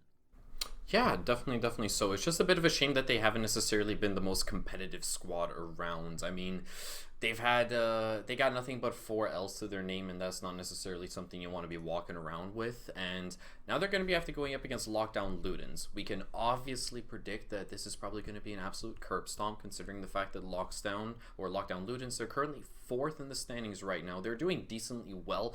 Just 1 point separates them and Team Triton now. So obviously the top 4 competition is super duper tight, but they're more than likely going to actually bump themselves up to 2nd place after this matchup, after they gain 3 points over the Minutemen, and that is, you know, probably a really good position and an overall playday for them, all things considered. If you're going to play the voice of reason, I'm going to be the worshipper of the underdog here. I think that Minutemen, like I said, they could just find their form. They might take them a while. There are some decent players on this roster, and while so far their performances haven't been that impressive, partly this is to do with the style that they've adopted. They've certainly come into this competition thinking, we're going to have fun with it, we're going to meme a little bit, and they've certainly delivered the goods in terms of entertainment value, if not necessarily round count. But maybe if they try hard, they'll actually win. I know they're capable of doing it, but at the exact same time, I want to quickly jog down memory lane along with you, Jerry, because last week we saw them play on Villa. And obviously, it was a good old-fashioned sausage fest. We love to see ourselves some of that. But still, we're already 4, now 5 play days in. For them to have, or for them to try to actually start getting their engine revving and putting in some performance this late into the season might just be a bit too drastic. But at the end of the day, I really can't complain, and I shouldn't complain, because they have provided us so much content-tainment over the past 4 weeks that it's absolutely ridiculous. You'll love to see it. Contentainment is a word I've never heard before and hope to never hear again. That bad, really? That's awful. It made me hurt inside. Yeah, theoretically, it is mathematically possible for the Minutemen to qualify for the finals. Interestingly enough, there are a lot of teams sitting on 2 wins so far, or 2 regulation wins. There's a massive cluster of teams in the middle of the pack right now, from the Froggers in 7th with 6 points, right the way up to Imperium of Mandem with 8 points. That's 5 positions, 3rd to 7th. So a huge cluster in the middle. Right now, Lockdown Luden sitting in the middle of that as well in 4th. So those matchups that involve these teams in the next couple of weeks are going to be so crucial. And if they continue to kind of trade games between them, trade maps between them, there's the possibility that the Minutemen make a late surge. Again, this is me being the voice of hope, whereas the voice of reason might say otherwise. Yeah, I could say otherwise, but for the time being, a cat's got my tongue. Unfortunately, now we've already done huh? I was gonna say maybe we want to talk through these players because yeah, let's go ahead and quickly run them down. We've got Age of Soul, Dumfries, J Sauce or NSJ Sauce. Not exactly NSJ. I'm just calling him Sauce. What's yeah exactly? But wait, what? Huh? What's the acronym for? Nacho. I don't know. Nacho it must be a kind of sauce. Who knows? We've got Rorid and we've got Kieran to round out the Minutemen. And on the opposite side of the spectrum, we got Lockdown Ludens. Well, we got Proctor, we got Benji, Giobu, Gady, as well as KK. And that rounds off the 10 gladiators that shall be battling it out in this arena tonight. Now, let's quickly and swiftly move on to map vetoes because we do have to discuss exactly what the arena is going to be looking like, don't we? We absolutely do. And this time around, I haven't spoiled it for myself. So we're going to first of all see Clubhouse and Cafe being auto-banned by virtue of the fact that both these teams played those maps last week, in case you're new to BUAL. That's what we do here. Chalet and Consulate, then the next bans. Two fairly attacker-favoured and very interesting maps. I'm sad to see them go. I'm hoping we don't end up with an Oregon, but I mean, it could happen. It's still in the trio left. Coastline and Oregon get banned out. We're going to be on Villa again. Minutemen, they have an interesting history here. Indeed they do. I was just thinking to myself, like, man, Clubhouse, Chalet, and Consulate already banned out. That only leaves the last good C of the map veto, Coastline, remaining. But that was unfortunately banned. And for a second, I almost had a heart attack. But then I saw the Oregon ban just pop up on the side as a Lockdown Ludens. So you know what? Big thumbs up. My seal of approval as well. I hate Oregon with a passion, but we are moving to the rolling hills of Tuscany. And in case if you did not pay attention or did not watch the Minutemen's match from 2 weeks ago, then quickly, or not quickly rewatch it because that is too much content to binge in just under 90 seconds because we are about to hop into matchup, but go and watch that after this particular matchup. I got a feeling like we got another sausage fest on our hands. Sausage hands on our fest. Gerbarglebunk words. That was a Gabarglebonk if I ever heard one. Yeah. It was a real humdinger of a game on Villa, that one. I believe it was Team Triton up against them. The Team Triton Minutemen. That was just the stupidest game I've seen in a very, very long time. So it's so worth the watch if you have the time. But yeah, memes galore. That's all I can say. Hopefully, the Minutemen will have sown a sort of a seed of doubt in their opponents and maybe lull them into a false sense of security here. Lockdown Ludens are a strong side. I think they will come out swinging because we know they can. They're a strong side. They performed well last season and they have the benefit of having played together quite a lot. But we can stop talking about it. We can start getting into the action. Minutemen versus Lockdown Ludens here on Villa. Who's going to be banned? I actually really don't know. Obviously, we're probably going to see Thatcher. He's probably going to go bye-bye super duper quickly. That's obviously what I'm expecting to see. I'm trying to jog my memory and think back to what exactly the set of op bans were 2 weeks ago when Minutemen had last visited Villa, but it's not necessarily springing to mind, and I'm just a bit too lazy to actually go ahead and check the Google spreadsheet. That's just how I am. But I can speculate on which operators we will see, though, which is obviously going to be much more fun. The Minutemen, they love to bring out Capcan, not only because of the fact that he has the best shotgun in the game that can have a suppressor attached to it, but because of the fact that sometimes their opposition is so oblivious that they run into all 5 EEDs, softening them up ripe for the kills, and you love to see it. Softening them up like a peach, a bruised peach, and a ripe peach is one that you want to take a chomp out of. Mirror, the first defensive ban coming through. Once again, Lockdown Ludens banning out both those Spanish operators from Velvet Shell back in the day. God, I can't believe I remember the name of that operation. But either way, I would hazard a guess based on looking at the previous matchup that Malusi's going to be banned here. But no, in fact, it's a Valkyrie coming off the board from the Minutemen. So mixing up a little bit based on what we've seen from them on Villa before, but that's to be expected. Yeah, because it didn't go so well. That's the sad truth of it, isn't it? Yeah. We can be fair. I mean, like, there's only so much you can sugarcoat a loss like that. And the overall performances so far from Minutemen. Again, I am going to be the voice of hope. We're going to do good cop, bad cop. You have permission to slam Minutemen as hard as you want.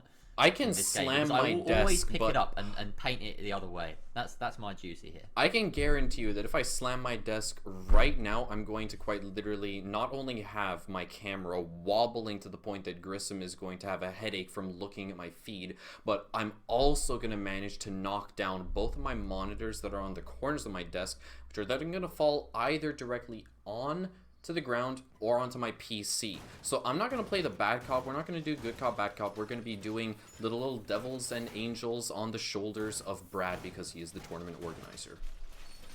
Yeah, okay, that worked. I was suggesting you actually slap your damn table, but I should have known that you, of all people, would just take that literally. I did slam it. You happy now? Did you mute to do that? I didn't hear it. I did not mute. I will do it again just for your hearing pleasure, okay? 3, 2, 1. Oh, Jesus Christ. That sounded like an explosion in the distance. That was a heavy one. The entire shock just kind of vibrated through my monitor arm, and it basically sounds like a gong. Apologies to you guys in Twitch chat, but then again, sorry not sorry. I am the devil on Brad's shoulder after all. Yeah, so, Let's delve into the setup right now, because we haven't talked a single bit about the defense right here. We've got the Mute and Mozzie coming through for the defense. Classic combo denying all the intel the attackers want to gather. And they certainly do want to gather a lot of intel, which is highlighted by the fact that they brought that IQ along. Despite the Valkyrie ban, Ludens are bringing the IQ. So they really want to read into their setup. This indicates to me that they want to gain control beneath and start shooting out those bandit batteries, those mute jammers, whatever might be underneath. In this case, it's only the latter, and then a few other pieces of utilities such as, well, default cams and ADSs. All valuable, all a good way of getting rid of it. Plenty of value to come from the IQ on a map like this with so much self-destruction available. Dumfries on Astro Stairs has been detected and will flee for the hills, but on a map like Villa, you've got a lot of ground to play with as a roaming defender. Yeah, indeed, but it was just a bit unfortunate that he unfortunately revealed himself all too quickly. He could have definitely made a lot of impact as the round would have progressed, but Benji's certainly going to make some himself, taking out Roar. He's the first casualty of this here round on Villa to open things up, and that is also 1 out of 3 C4s now quickly flushed down the drain. That's a really, really juicy tool that the Minutemen would have liked to actually have held onto as the round would have progressed, because they would have certainly needed those kinds of explosives. Proctor's going to double down and shut down Dumfries before he's able to actually rotate back into the bomb site. I believe he was caught somewhere on the red stairs, potentially even by the main stairs, not exactly sure, but regardless, it's a 5v3 scenario. Age of Soul being the first point of contact behind the A bomb site. Chassis has got to contest the attackers as they start flooding directly into Aviator, and that is still gonna leave Minutemen relegated to just 2 players to try to clutch up big time. NJ Sauce is gonna be taken out of commission, and Gatey closes things off with a whopping double kill, and that is Lockdown Ludens taking, well, round number 1 right here on an AVG attack. Clean. I'm gonna be honest, I looked away for a bit, tried to sort something out, came back, and the attackers had sight. That was a bit worrying from my perspective and for Minutemen, because that shouldn't really happen. I felt like I got distracted in a kind of a safe space of the round. We were kind of in the mid round. There was some clear going on. They'd sort of gained control of 90. They were starting to set stuff up, do the drone work, and then I come back about 10 seconds later and half the defense is dead. Yeah. What happened? Tudos, fill me in, please. So essentially, we all know that historically, or at the very least over the last couple of months, AVG has just become much more difficult to defend. There is no other way to slice or dice it. That is simply the gameplay that you see on this particular bomb site. It has just simply become much more attack favored, and that worked into Lockdown Ludens' favor, sure, but the fact that they had so much map control to work with and Minutemen were actually relegated to playing strictly inside of the bomb site spelled disaster for them. Obviously, Age of Soul was playing very, very smartly behind the chassis of the A bomb site. He was able to pick off 1 first troubles, but unfortunately enough, Minutemen had actually lost a very, very crucial player, namely the person who was playing inside of the B bomb site, who, if I'm not mistaken, was Kieran at the time, playing on as one of the SAS operators. He was basically just behind the couch, and he was taken out because he was challenged by 2 players on the side of Lockdown Ludens. They had a buddy system going on with each and every single engagement that they chose to challenge, meaning that refrag potential through the roof. They would have walked away practically unscathed from each and every single gunfight they challenged, but because of the fact that that the Minutemen had lost their anchor on that Aviator bomb site, blew open the entire round. And Sauce, he was off site. He couldn't contest it. He was trying to come up with a flank, and it went south. Just like that, Minutemen, well, the Lockdown Ludens, excuse me, they challenged one engagement, one crucial engagement onto the smoke inside of Aviator. They won that. They won the round, and that's how it went down. Some degree of luck coming through here for Lockdown Ludens, as they've already dealt a bit of damage onto these roamers just by virtue of opening up some angles, but Dumfries manages to strike with the opening kill. Gady will take out that Mozzie that was sitting behind him though, and his buddy falls as well. So Proctor finding Dumfries, meaning that Ludens, despite losing that opening kill and the Nomad going down before necessarily being able to set up her utility, which is very crucial in terms of keeping hold of the map control. Despite all that, they still have this advantage. Nice. Raj punishing Jobu for a bit of overzealousness there. The Ace just rushing into study without having properly droned the top of main, and that punishes the attackers quite a lot here. Yeah, indeed it does. I'm not exactly sure if he decided to walk into study blindly because he wasn't necessarily in a state to deal with the pests or mute jammers. Maybe those were already cleared out and he thought it was safe, but clearly it wasn't. Proctor's going to trade things on out, ensuring that Roar is unable to cause any more chaos in the last 75 seconds right here on round number 2. Gady dancing with the devil. Couple of shots whiz past his melon, but he's able to continue fighting, and now he suffers a boatload of damage. That's Nitrosil from down below that is going to put him basically on, well, a bit of a lifeline for the time being. But the round, it's not in jeopardy. It's soon to be. 2 frag grenades. They're right on the money. Proctor is going to be rewarded with that one right over there, as well as the cleanup onto Kieran.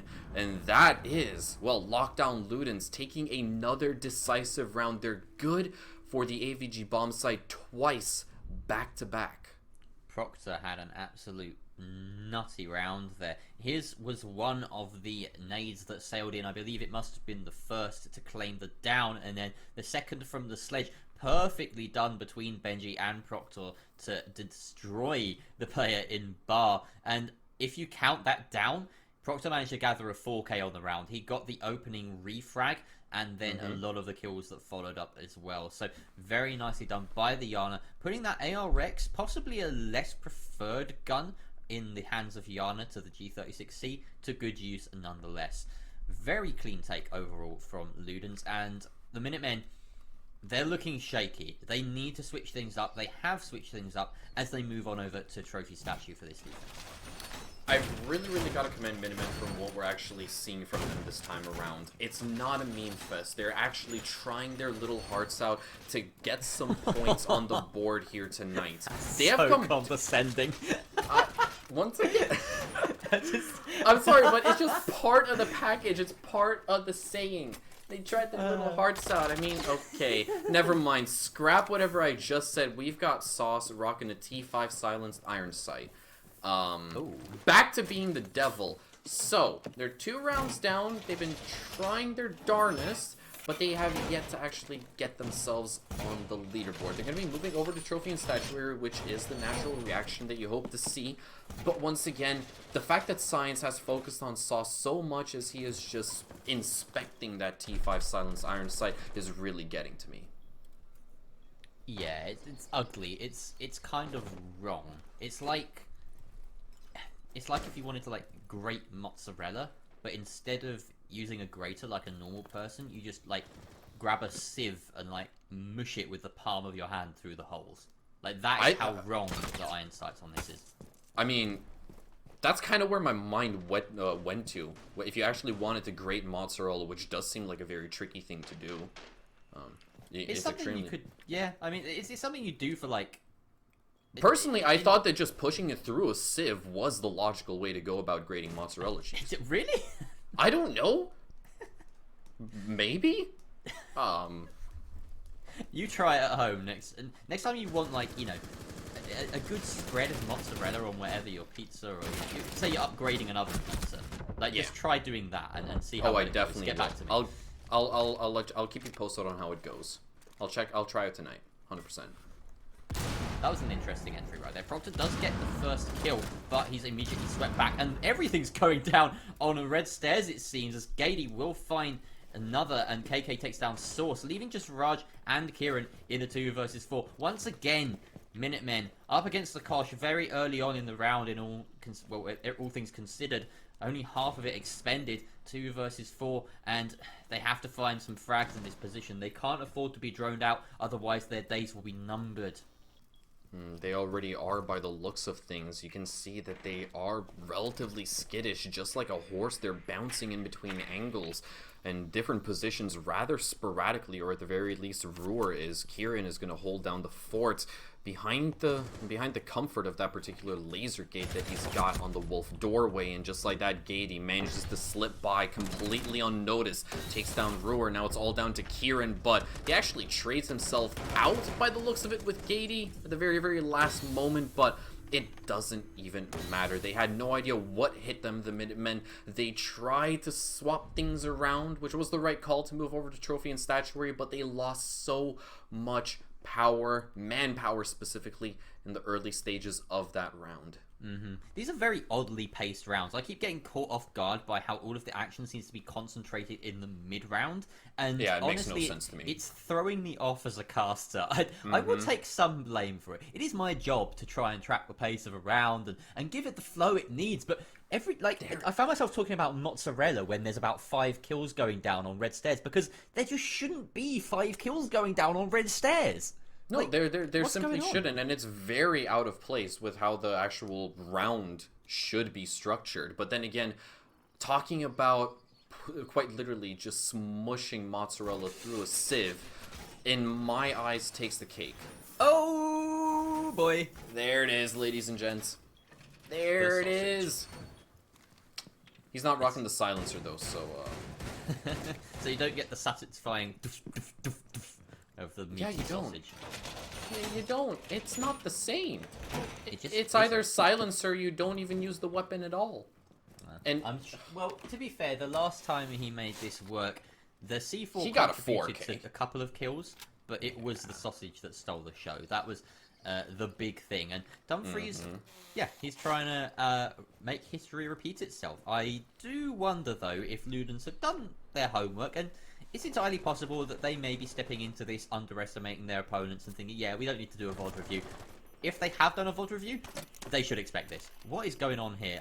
Kieran's having a bit of a nightmare with his own utility, trying to pick it up, lay it down. You can't always get the pickup prompt to do exactly what you want it to, and one of my favourite results of that is when you see Smokes trying to pick up a gas canister that has been thrown onto a shield, and then they remove their own shield from their face and die. Yeah, that's happened really, way too many funny. times for me to count, and it's absolutely hilarious. It's really funny when that happens. And I mean, the default bindings are F to pick things up and to interact with objects, and G to toss out your secondary. Lovely little entry by Benji over there as he rudely interrupts me, shuts down Dumfries before the sausage even has a chance to turn this round into a whole fest. Sauce is going to get the refrag though, but here comes Gady, wide swinging underneath the default camera over by 90, and is able to shut down Sauce himself. So, a technical 3v3 as Proctor is still in the DBNO state will be picked up back to 20 HP, so not all hope is lost just yet, but this round is already starting to look a bit more close than previously. Definitely more action-packed as well, even though Dumfries wasn't able to put that sausage to good use. That being said, again, the timer. It just seems as though the Minutemen are not utilising one of the defenders' biggest friends on these defences, and they find themselves a man down, and, well, they've just reconciled that with Age of Soul, a very nicely placed C4. Believe that was tossed out, or it was just pre-placed, and he's a big brain. I didn't quite catch it, but I think it was pre-placed. That's still a pretty important kill nonetheless. If I'm not mistaken, the Aruni gate was still up. There was no way that he could have actually...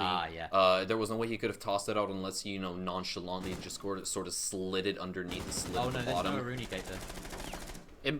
Is there none? I could have sworn I saw Naruni game. Our I must be observer going believes blind. it was tossed out, so I'm going to go with him and silence his big brain. So okay, let's fine. just say it was tossed out. Blind. Very nicely placed either way, and catches that Zafir off guard, who got a little bit trapped in that box area. But the most important thing here is 2C4 still on the hands of the Minutemen, and they managed to waste an entire minute. Finally, the timer is on their side, 3 versus 3. Proctor is already lit up, having been downed, and it looks like Ludens, they're deciding we just got to barrel in this one direction. Yana being sent in allows Benji to get the refrag off the hologram. Age of Solo in a sneaky position, but Benji just takes the head clean off his last support. Benji with the triple, just walking into statue and taking 1, 2, 3 defenders of Minutemen clean off the board. The information that he had at his disposal could only accomplish that much. But take it from me, and take it from what you've just seen, from what Benji was just able to accomplish, game sense and mechanical skill is going to take you even further. The fact that he had the direct information to respond off of that was granted to him by that Yana Gemini replicator made sure that Ludens could actually solidify their entry onto the bomb site in that 3v3 scenario. And that's all they really needed to accomplish, theoretically speaking. It would have been a technical 2v2 for 7 seconds as that diffuser would have gone down, and they didn't even need that because Benji is just a different beast altogether. He has been popping off so far on Villa, and I'm absolutely loving it. So, the last time we saw Minutemen play Villa, a couple of weeks ago against Team Triton, we've referenced it already. There were many memorable moments, but just to dive into some of the strategy of it a little bit, if you can warrant analysing that game. I think I can, you know, sure. We can allow it for a moment, a brief moment. Minutemen struggled on defense. They only gained 2 rounds. One of those rounds was on Library, but it was a default win because of a forfeit from the other side, as they had a illegal skin. So, oh yeah, right. I remember that. I'm wondering if we're going to see a Library defense again. It did come out in the last round of asking from the Minutemen after going backwards and forwards between Trophy and AVG. They never touched Kitchen. And they're doing the same thing again, which is a little bit worrying for a side that has now played Villa twice. You need to really add that to your sort of your strat book if you're going to succeed here, especially when you're staring down the barrel of, well, a potential 6-0 on the defensive half. Yeah, definitely, and Villa by nature has been designed by Ubisoft to technically be one of the most balanced maps that actually attains 4 equally balanced bomb sites as well. And they didn't succeed. Let's just say that. Huh? They did not succeed. Library. They didn't succeed, but that was the goal that they initially set off with. And to a certain extent, if you can at the very least, you know, have 3 bomb sites to play with on this particular map, that just means that your overall Villa game is relatively shallow, and you don't necessarily want to have that on your repertoire, which is sad to see. Also sad to see is the fact that Sauce got absolutely domed. Proctor has been on fire once again with that ARX. Absolutely loved the gun myself. Not a huge fan of the G36C, but regardless, he's an absolute machine.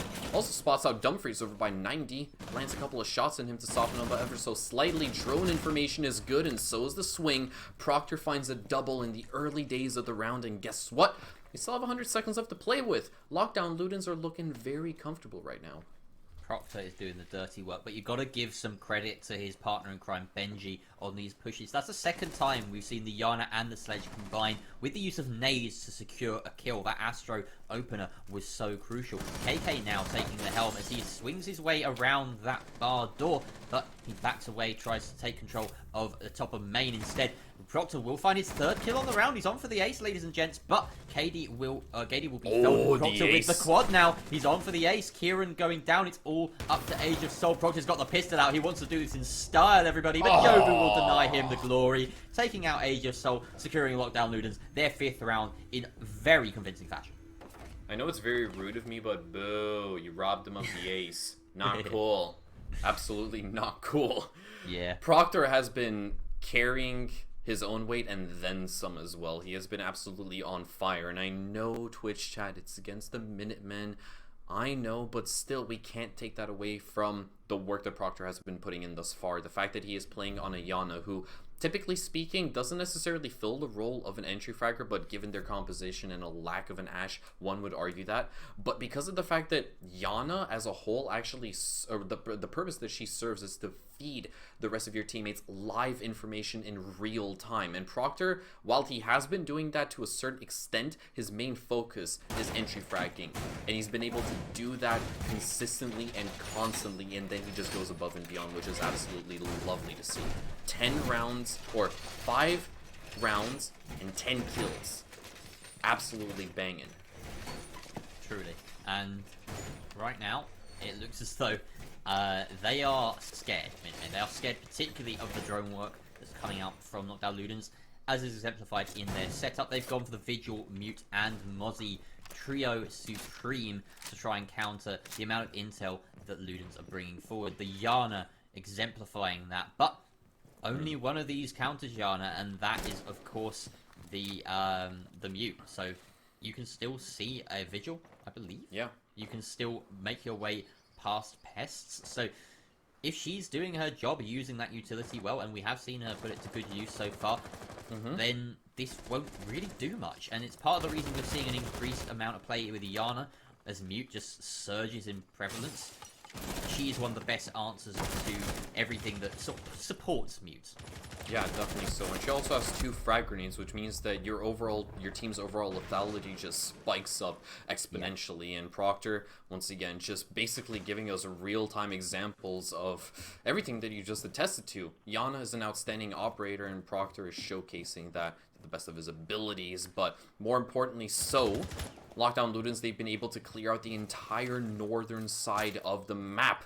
It's clear as day that despite the best efforts coming out from Minutemen to actively deny them information, these are small little hurdles that Lockdown Ludens can overcome really, really quickly as well, which means that for the remaining teams outside in BUAL, that's a challenge that you've got to solve sooner or later. But we got to shift our focus over towards Age of Salt, because he's got something spicy cooking up at the cauldron. Lovely nade coming out from Benji as well. My oh my.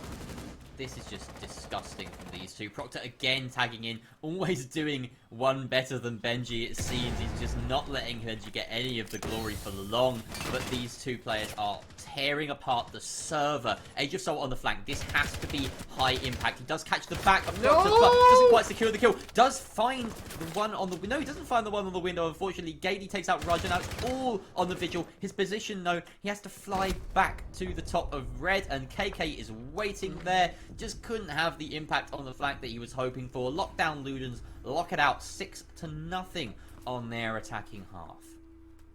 This is an absolute stomp coming out from the Lockdown Ludens, yep. And obviously, I think that the Minutemen should be reworking their entire strategy, because at the very least... Why do you shoot the drone in that situation? Why do you not just get up? When, like, there was a drone coming towards the Mozzie at that point, and he decides to shoot it despite the red grenade indicator on his screen. You gotta take the priorities, man. Like, run away from that stuff. At that sort of point, when a grenade has basically been cooked medium rare, and it is just flying at you at, like, Mach 5, and you've got a drone in the corner of your eye, obviously, you want to shoot the drone because that's an extra 10 points. Yeah, you gotta trade your life for the drone. I'm sorry, but when you said priority, tad bit misguided there, Jerry. Obviously, he went for the points and he bagged them. Points do mean prizes, as we all know, as is tradition. Sheesh. That was a different species. I don't know. What am I trying to say? Minutemen. Yes. They have not been 7-0'd yet, but this could be first. Yeah, it is not the kind of thing you want to accomplish, but it is just one round over the horizon. It could I hope they go the whole season without being 7-0. So far, Lockdown Ludens have been 7-0'd by Imperium of Mandan in Week 3. So, at least Minutemen are better in that regard. If they don't lose this 7-1, then they can always hold that, or if they don't lose this 7-0, they can always hold that over Lockdown Ludens. So, here's hoping Minutemen can put an attack on the board. Just to summarise that defensive half, dire, quite honestly. There was some there weren't many redeeming aspects, to be honest. And to be fair to them, they did try and defend a very tough bomb site. AVG is difficult by virtue of the fact that you can't do much with it now. There's only really one way to hold it, which is send 2 roamers out to the north side to try and get kills, try and shoot drones, fall back, and then hunker up on the site. And they just lost on the roam every single time.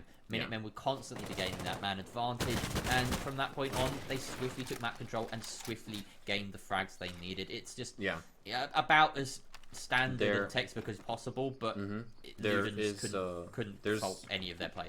Yeah, definitely. And there's also something more that we have got to add on to exactly what went wrong for the Minutemen, because obviously, throughout the last couple of defenses, they were constantly rocking the same old sort of lineup. You've got the Mozzie, you got the Mute, and then they also threw the Vigil into the mix. When you're denying, or when you're at the level of denying that much information for your opponents, you've got to also make sure that you've got the confidence in your roamers to back that up. You've got to make sure that they're able to waste so much of the attackers' time so that the lives of the anchors are made much easier in the late round because of the fact that the attackers have no drones to work with and no intel to work with.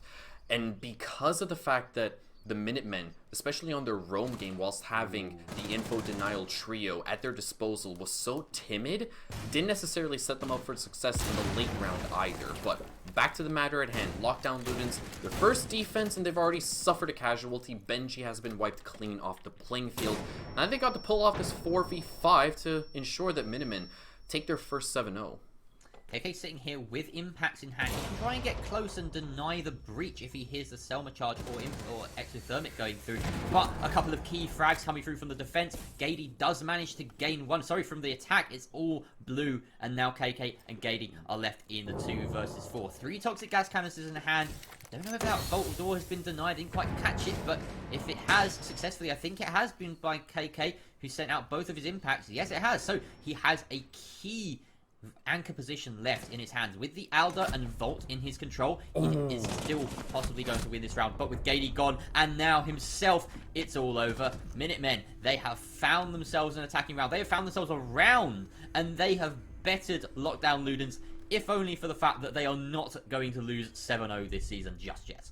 No, not yet. Yay! The fact that they have been Party poppers, vuvuzelas, pop open the champagne, ladies and gentlemen. Minutemen got a round. We got a ball game on our hands, ladies and gents. They're stepping up to the plate, and it's not a foul ball. It is actually a run to first base, and you'll love to see it. Yeah, but unfortunately in this game of baseball there are 7 bases, so you need to get all the way. Wait, what? up there. In fact, no, there's 6, and then there's another 2 after that. If they want to get anything out of this game. There's 4 bases, including home in baseball. Obviously the analogy isn't right, but that's why I said you gotta give me credit for trying with the. You gotta give me credit for working with the source material, okay? You shut me down at every turn. You hurt me. Hurt me, Toodles. That was strong for Minutemen. After they got that opening frag, I was thinking, this is a good start. This is promising. They got away with a very lucky moment. I saw, you may have heard my sort of live reaction.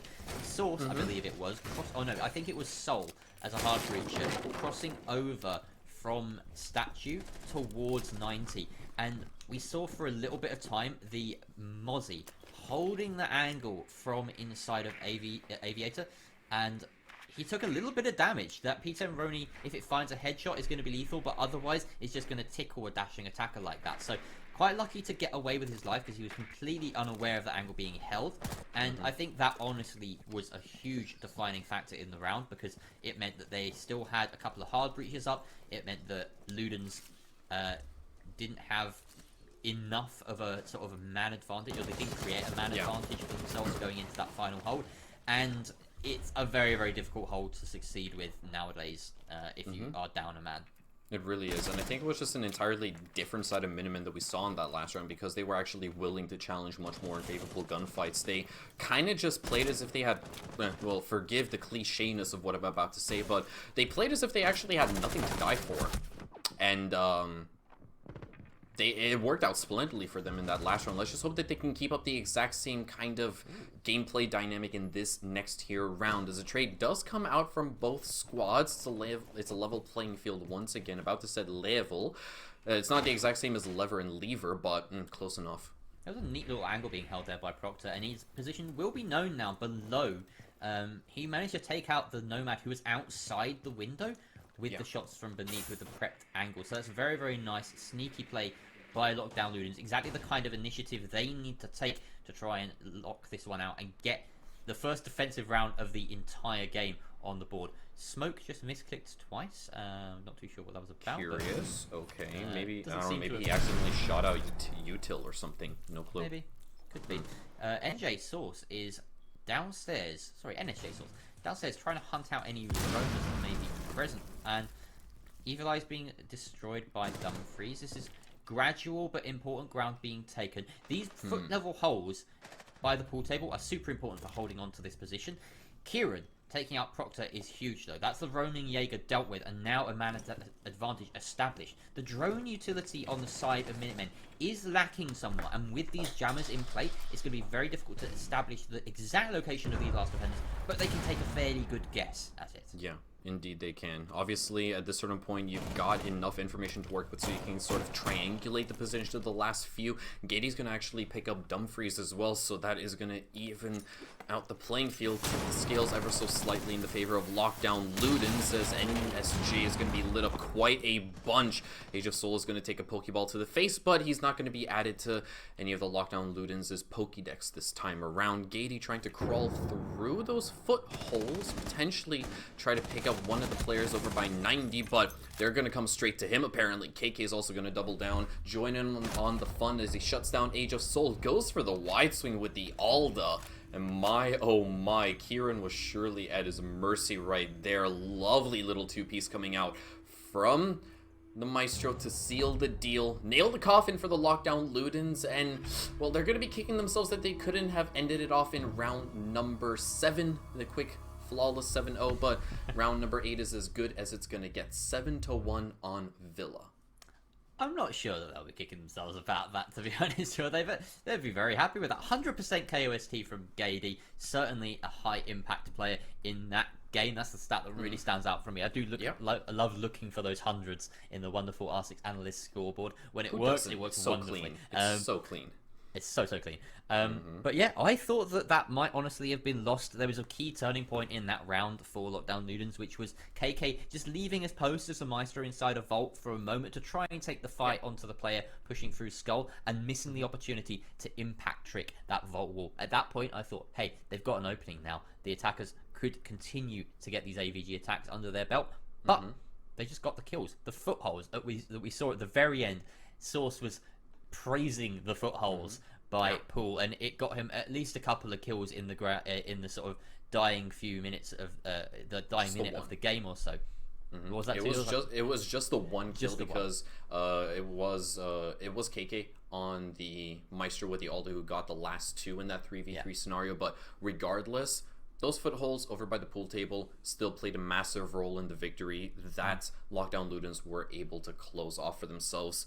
So you just can't walk that way. That's how there's no way to safely go down that angle. You either pre-fire the wall or you die. Like it's great. Or third option, you pre-prone and then you slowly but surely work your way in. But then you're at the mercy of Peeker's advantage. Yeah, which surprisingly enough works in reverse when you're peeking whilst prone. Yeah, it's pretty rough. Bad. Those sort of foot level holes on narrow hallways are just nightmarish, and I love how many teams are sort of working out, hey, this particular area of the map is so deadly if we just do that in this position. And yeah, it's good to see. I think we've talked a little bit too much already about that game, because let's just face it, Lockdown Ludens, they swept the board, and Minutemen, they're continuing their sordid form, unfortunately for them. I do hope that they can pick things up and make this a little bit more interesting for themselves. Maybe they come out swinging against the really big guns. Who knows, they could upset the princesses or something if they haven't played yet. I believe they're yet to play the princesses. But either way, that's going to be it from us for the moment. We've got one more game for you tonight, and that will be coming after a short break. That is Coconut Cracked versus Imperium of Mandem. Who of the two best named sides in the league will win this one? See you soon.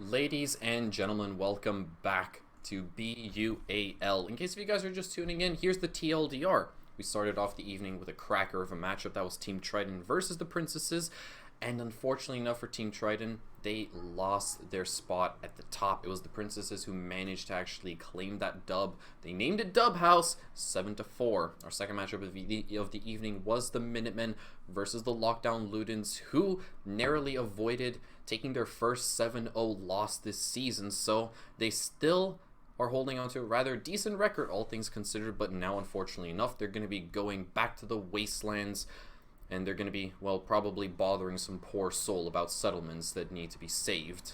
Fallout 4 reference, in case you guys don't know. And now, our last matchup of the evening is triple times Coconut Cracked up against Imperium of Mandem to close off the evening. Imperium of Mandem. I love it. Mandem. Long A. It adds an air of kind of regalness or regality. Regality. I don't know what the adjective is. Either way, it's very majestic to call it Mandem, the Imperium of Mandem. I might adopt that from now on. But either way, as I said before the break, these are my two favourite names. I just love them. It's so stupid. Coconut Cracked. We were talking about it last week. I think I was on with Whippet, and we were saying it's probably a caster's dream and worst nightmare, because you can stretch it out for so long to fill the air, but at the same time, if you have to say it in a short space of time, that's 10 syllables. That is not friendly. So Did you just do the counting? About 3 different things. It was Coconut Cracked, CCC, like Triple C Cracked. Oh, there's all sorts of things flying about, but I would probably I would just probably like abbreviate Coconut Cracked. You know, forget the other 2 coconuts; they've already fallen off the palm tree. We made the kind of vow that you had to say the whole thing. After a while, we were like, you can't abbreviate it. Yeah, but it doesn't do it that's justice. business. That's business between you and Whippet. I'm not on that boat just yet. No, I am. I'm sailing right the way to the Paradise Island with the, you know, the little typical Paradise Island where you've got the island and the single palm tree and it's just the sea all around it. That's where I'm sailing to with this boat that I'm ready to dial. Okay, you know what? That's fair. That's fair. As long as you got yourself some pina coladas as well as a nice long to just relax upon, chillax, then that's definitely going to be, well, probably the ideal hill to die upon. And it does count as a hill, right? But just most of it is underwater. Yeah, that's a hill. I never thought about it that way. Hot damn. Everything's a hill. Mind blown. Actually, I'm not kidding. I'm going to stop spouting crap. We've got a game. Coconut Cracked versus Imperium of Mandem. Let's have a look at the players, because these are the guys that we really want to see. We don't want to see too much of our faces anymore. These are the ones that are on your screen very shortly. Scipio, Angelix, Rose, DJ7, and the Dob on the side of Imperium of Mandem. I did mention a couple of weeks ago that any one of these players can pop off when need be. Coconuts on their side, we've got Call Me Dicta, Orca, James, Tulloch, and Boris. A lot of... is it Staffordshire Stampede players around? And yeah, we've got a couple and the Dob on opposite sides of the coin, which is fun. Yeah, we've got a couple of players coming out from Staff as well. We've also got 2 Exeter players on both sides. That's fun. We do. And in case you guys have not been keeping up with University esports and the Siege scene, Staff, they are the winners of the Newell Spring season as well. So late congratulations to them. But now, well, the teammates are going to be locking horns with each other. At the very least, Boris, Angelix, and the Dob are. So it's going to be a relatively spicy matchup, all things considered. Now, obviously, there is something that we got to touch on, and that is currently where these 2 teams are sat for the time being. If I'm not mistaken, Imperium of Mandem, they are in contention for the top 4. They are actually the 4th place right now, considering the fact that Lockdown Ludens has just overtaken them with their dub over the Minutemen not too long ago. But unfortunately enough for, well, Coconut Cracked, they are, well, they're not dead last, but, Yeah, it's not looking great for them. They've had 1 win in total and 3 losses, all in regulation, so they do have 3 points, which is a decent starting block. And their performances haven't been too shabby either. They've taken Chimp Hunters right the way to 5-7 loss. They took Randy Ravens to 3-7. Their win against their win against Froggers in week 2 was a 7-5. So they do like their close matchups, it has to be said. They lost 7-5 to Sniper Monkeys last week on what was a thrilling Coastline game. What it does mean, though, is that we won't be seeing Coastline this week, of course, because we have auto bans in place. And speaking of bans, we're going to go into those right now and see where exactly it is we'll be facing off. So, Coastline, as mentioned, already banned. Chalet is where Imperium of Mandem last played, and that was a rather successful venture against Princesses, if I'm not mistaken. I'm a bit confused here because that was Coastline. No, Chalet is a random because, of course, they both played Coastline last week. So, Cafe and Consulate, the first actual bans coming through from both sides. An interesting pairing. Cafe certainly more standard than Consulate. We still have Oregon and Clubhouse left in the pool, so I wouldn't be surprised if we see them go through. And the Villa, the other remaining map. So let's see those final 2 bans, if you please. Clubhouse and Villa are the final ones. We are going to see 3 different maps today. It is Oregon.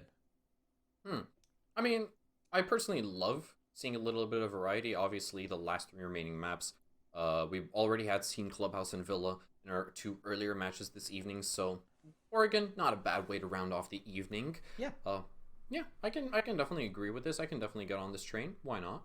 Well, we're going to have to get on a train because we're going all the way to America. In fact, the train wouldn't get you there from here, would it? You've got to get on a boat. Probably not. Or a plane. I mean, I think we'd have to probably transfer and do a lot of commuting. We could definitely fly over there and then potentially take a train to the state of Oregon as well. I'd be down for that personally. Yeah, I'm certain Oregon would have airports, so you could probably fly straight there. But yeah, that's where we're going. Yeah, we're going to Oregon. So excited! This is where good teams go to die. This is something that happens. Indeed, and unfortunately enough, that doesn't necessarily work in the favor of IOM because, well, from these 2 squads that are currently sat right here, Imperium of Mandem, they are the better of the 2. Obviously, Coconut Cracked are the very, very bottom, just 3 points ahead of the Minutemen, and this could potentially be their best bet at actually getting together some more points and propelling them into the top 6 as well. Obviously, that's what they want to accomplish, and there certainly is no better war zone for them to do it on other than Oregon because of the fact that, well, everybody's got to be good on it, and if you aren't, then you're missing out on a whole lot, unfortunately enough. So, once again, gonna reiterate, if Coconut Cracked are going to start getting some points on the board, they need to do it tonight. Well, yeah, it's an odd one, this, because we've seen a couple of games so far this evening where there's been very little kind of precedent to go off. It's been like, oh, you know, they've played Clubhouse once, they've played Villa once, let's see how it goes. There's a lot of info on both these teams here, specifically Imperium of Mandem. They've gone here twice. They went here week 1, they went here week 3, and now they're going here week 5. With the auto-ban system in play, that's as many times as they can possibly go to Oregon. And they've performed well there. They won 7-2 against the Minutemen. Again, we're considering that potentially a sort of... I won't say it's a lopsided matchup, shall we say. But then they also beat Lockdown Ludens here 7-0. So they definitely have potential on this map to just smack a team up. Coconut Cracked, on the other hand, they have 1 win this whole season. That was on Oregon against Froggers, 7-5. So, I mean, it could be a close one. It could be a very close one. We could be about to see 2 very adept Oregon sides go up against each other. Again, Imperium of Mandem certainly holding the kind of favourites card going into this one, both in terms of their record on this map and their record so far in the season. But it's Oregon. Anything could happen.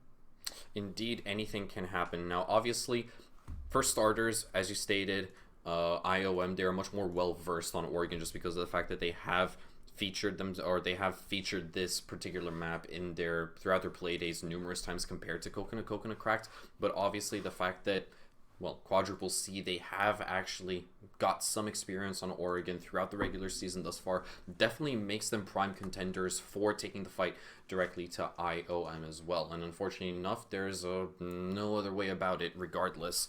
But I think all in all, it's definitely going to be a close affair between these 2 squads. I personally want to really see an overtime this evening. That's what I'm currently harking on because we have yet to see that. We have seen plenty of OTs that have been extremely spicy in the last couple of weeks, but we need one this evening. We need one to end off on a good note. Between these 2 sides across the 4 play days, we've only seen 1 overtime in 8 matches, and that was Imperium of Mandem's most recent match on Coastline against Princesses. So The precedent isn't really there, unfortunately, but it could be a first. We don't know. Could be. Like we said, they're two good Oregon sides from what we can tell. I'm having a sort of a look at the bans that we're likely to see from both sides, and there's not too much in the way of pattern from Imperium of Mandan. We've seen Jackal and Mirror banned here. We've seen Maverick and Kaid. So there's no real pattern there. And the only Oregon match we have to go off from Coconut Cracked against Froggers in week 2, they banned out also the Jackal and the Mirror. So only one side can ban the Spanish operators, and I don't know which one it's going to be, but perhaps they want to think twice about throwing their kind of usual ban of the Jackal and the Mirror into the mix, because they can possibly bank on the other side giving that to them for free, and maybe set the pace with something a bit more kind of impactful. Not that a Jackal and Mirror ban are not impactful, but something like a Valkyrie, something like I don't know, a Nomad that gives you a bit more kind of free reign. A Malusi, that makes the pushes a lot easier. A Jaeger even. We don't see Jaeger or smoke bans, and they have so much impact on matches when they do get brought out. Imagine that last match on Villa with a Jaeger ban. The nade play was already destructive as hell from Lockdown Ludens. Without a Jaeger, it could have been even more so. No, definitely so. I think... obviously, I'm gonna have to add on to what you just said. If I'm blanking out for a hot second right here.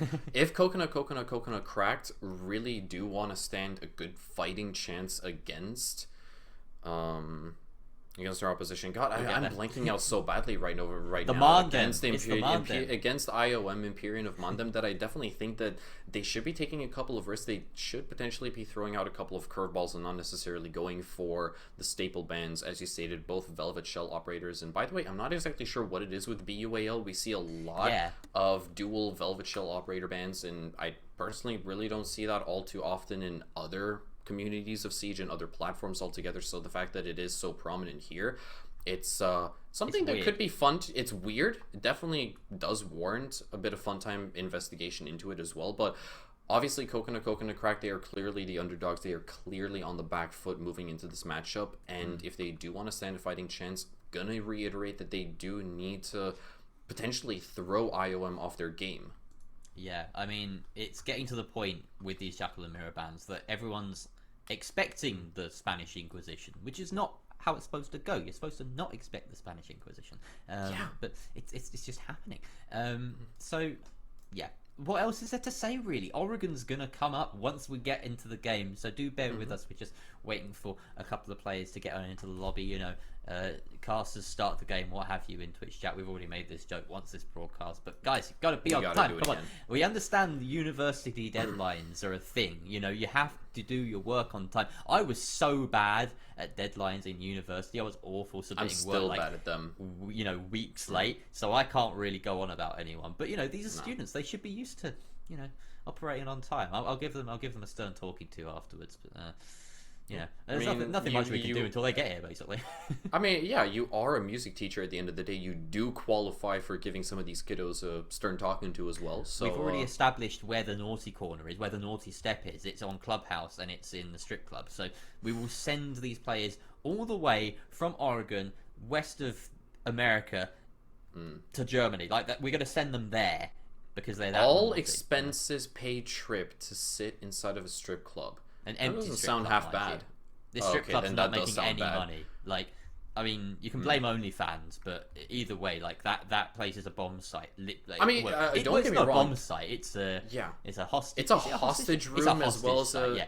It's So, a hostage site, and I'm no one pretty wants sure to go there's also a biohazard container in there when you're playing secure the area. I mean, like you might go there and expect to see gags and blindfolds, but usually it's a bit different from how we see it in Siege. So true.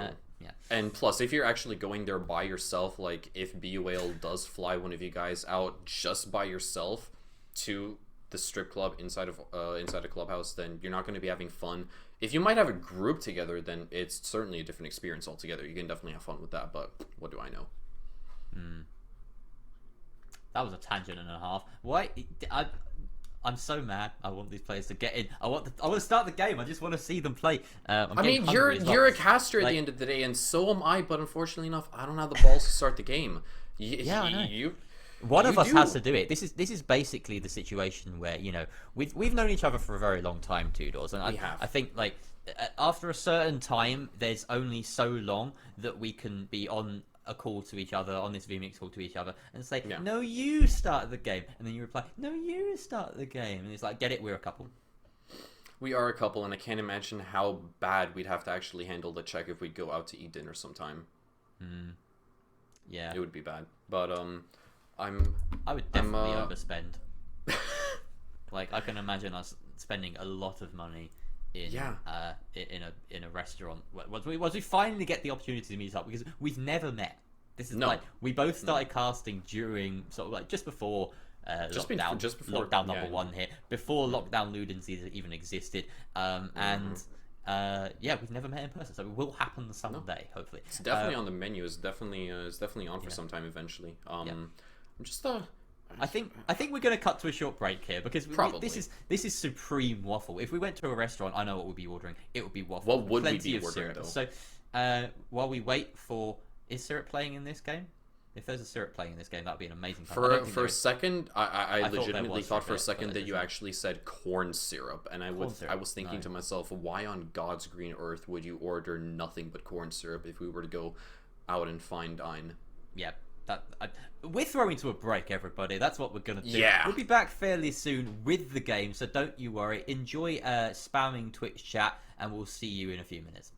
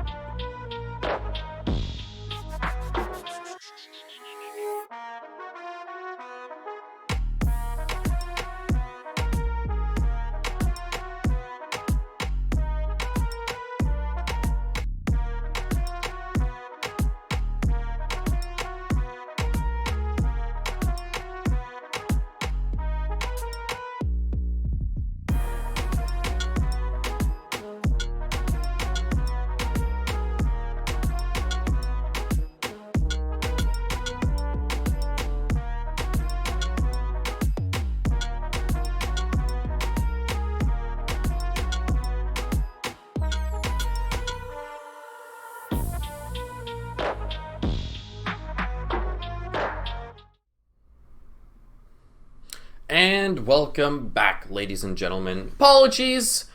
Jerry did not have the gall to press that ginormous big red button on his desk with a label underneath it that says start the game. But he finally has! I convinced him to in the break.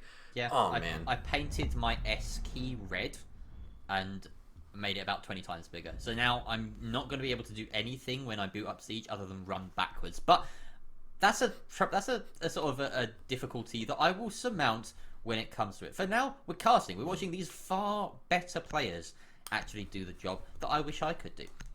Yeah, same here. Because we all know that casters are just washed up players. Like, if you can't play, you cast. Then if you can't cast, you observe. If you can't observe, you produce. If you can't produce, you start a league. I'm just trying to like trash on literally the entire back-end crew that's listening to me right now. So in a stunning turn of form where I'm usually praising them. Yeah, I mean, I think you also forgot to add in coaching, because truth be told, I actually went through. I went through the entire loop. Like, I never played comp. I just played the living crap out of this game in years 1 from basically from Skull Reign onwards until about Chimera. That's when I was like absolutely no lifing this game. And then at least producers turn up on time, right? Huh? Yeah. At least producers turn up on time. There we go. Now I've trashed on everyone. There we go. Done it. All right. Sorry, I interrupted you in the middle of an interesting history of the entire game. It's completely fine. I'm not going to start listing off all of the seasons because I'm pretty sure I did that. Did I do that together with you 2 weeks ago, or was that myself and No, that was Whippet. That was myself and Whippet during Yukin. Yes. And personally, I think I stopped sometime at the start of year 4 because I completely forgot what came after the Australian operators. I can't remember either. Yeah, I think it after gets them. fuzzy. Oh no, after them, it was the awful season of the useless people. Nook and Warden came out, I think. Ah, true. Yeah, it's that one. I asked earlier, who the hell is Lucky Goods? Well, the answer to that question is he is Capcan. So he's brilliant Capcan, and that is an interesting pick for Oregon top floor. No Maestro, no Mute, no Bandit, no Wardenile. This is a very weird lineup going on right now, and you've got to say that they have to justify this trap-heavy lineup with a bunch of kills, otherwise this push is going to be pretty quick from Imperium of Mandan. Yeah, definitely. Definitely by the looks of it. I mean, don't get me wrong, to a certain extent, the Coconuts do have other tools at their disposal. As to whether or not they'll actually be effective is something that we'll find out soon enough. Obviously, seeing Lucky Goods on the Capcan isn't the only oddity. Orca is also rocking the Elo this time around. Not with the FO12, but instead with the gold-fashioned Pocket A10 Warthog that is naturally the Scorpion. Or, as she would prefer it, the sidearm. Trying to get a little bit of a spawn peek going on over here, but backs off the position for the time being. But I don't think she'll walk away with an early frag this time around. I think IOM might find her out eventually. This pistol does see quite a lot of use because it's exceptionally good at holding long angles. If you're playing from range, you're actually probably better off using it than the Scorpion because of how much that gun will kick. And if you're trying to land headshots, then something with a little bit less recoil, with a bit more kind of shot re-stabilization, as I basically just made that term up. I don't like to call it that. That's so clunky. But either way, that's what it is. Stabilization. Yeah, like, you know, you take a shot, it comes back into the normal crosshair location much quicker because the Scorpion is just a kick machine. It's basically a vibrator on a stick. Interesting little analogy, and interestingly enough, that C4 won't connect either. Wow, you have basically just absolutely rattled me by saying two words that simply do not go together. Vibrator and stick. You have ruined me tonight, Jerry, you know that. And the best part about ruining you is that you just, like, you don't show it. It's just like... I'm a very difficult person to read. If I said that sort of thing and Whippet was here, like, he wouldn't be able to talk burst for, like, into, a minute he would straight. burst, yeah, he would be crying. He would be crying on cast and then bursting into laughter during, like, the last 20 seconds of play-by-play. Yeah. Speaking of which, we got a play-by-play coming up fairly soon because it's 1:21 minutes left and not a single kill has gone either way. C4s have been expended, shots have been fired, but a little bit of damage has come back and forth, and that's about it. All shooting up a drone downstairs is going to force him back up white to reclaim his position as an anchor. Dictor will see the laser of the Claymore, has to shoot it out before making his way around. Oh wait, no, he just avoided it altogether, I think. Has he shot this out? Yeah. No, the lasers don't reach. Rose will finally don't shoot it out, you can second cross kill through. onto King Kairu, but he could just push on through. There might not even be a flank drone on him. Dictor just has to make this impact, otherwise, well, Walker is actually going to get us off to the races, but DJ is now taking out Dumfries. It's the dynamic duo of Orca and Dictor. Can they try and secure some kills between them? Here we go, the flank finally comes good from Dictor. She takes down Angelix. Now Orca sitting back on Bugs, trying to hold this from range with the Scorpion. Nice does shot. Successfully down the Yana, but she's in a position where she can be res. Scipio just waiting for the crawl back. 23 seconds left on the timer. DJ7 trying to work these angles, but is there enough going for the attackers here? We hit mission critical. DJ has to force himself right into the open arms of Orca, but luckily enough for IOM, Scipio is right there with the immediate refrag as well. The dog is going to be rewarded with that, and there comes Dicta after a very, very careful and surgical flank through the attic. Is finally able to deliver on the impact that was needed to win out that round in one of the positions that you wouldn't necessarily inspect, but she remained there as an immovable rock, and she delivered. Superb stuff from the Jaeger, getting us off to a flying start. For coconut cracked. That is what they wanted, and the push right there seemed like it was going well for Imperium of Mandem. On paper as well, this lineup just does not have the right utility to keep an attack at bay, but they did. They're basically playing trap meta here, and I mean, they got the win. I don't know how much of that can be attributed to the traps. It certainly meant that the breach came through pretty quickly from the attacking side, but I just don't think Imperium of Mandem used that time wisely enough. They got battered and shaken a bit too often, and I'm surprised at that victory altogether. It certainly came down to the clutch, so you can't necessarily rely on that as a defense, but they're taking exactly the same lineup to the basement.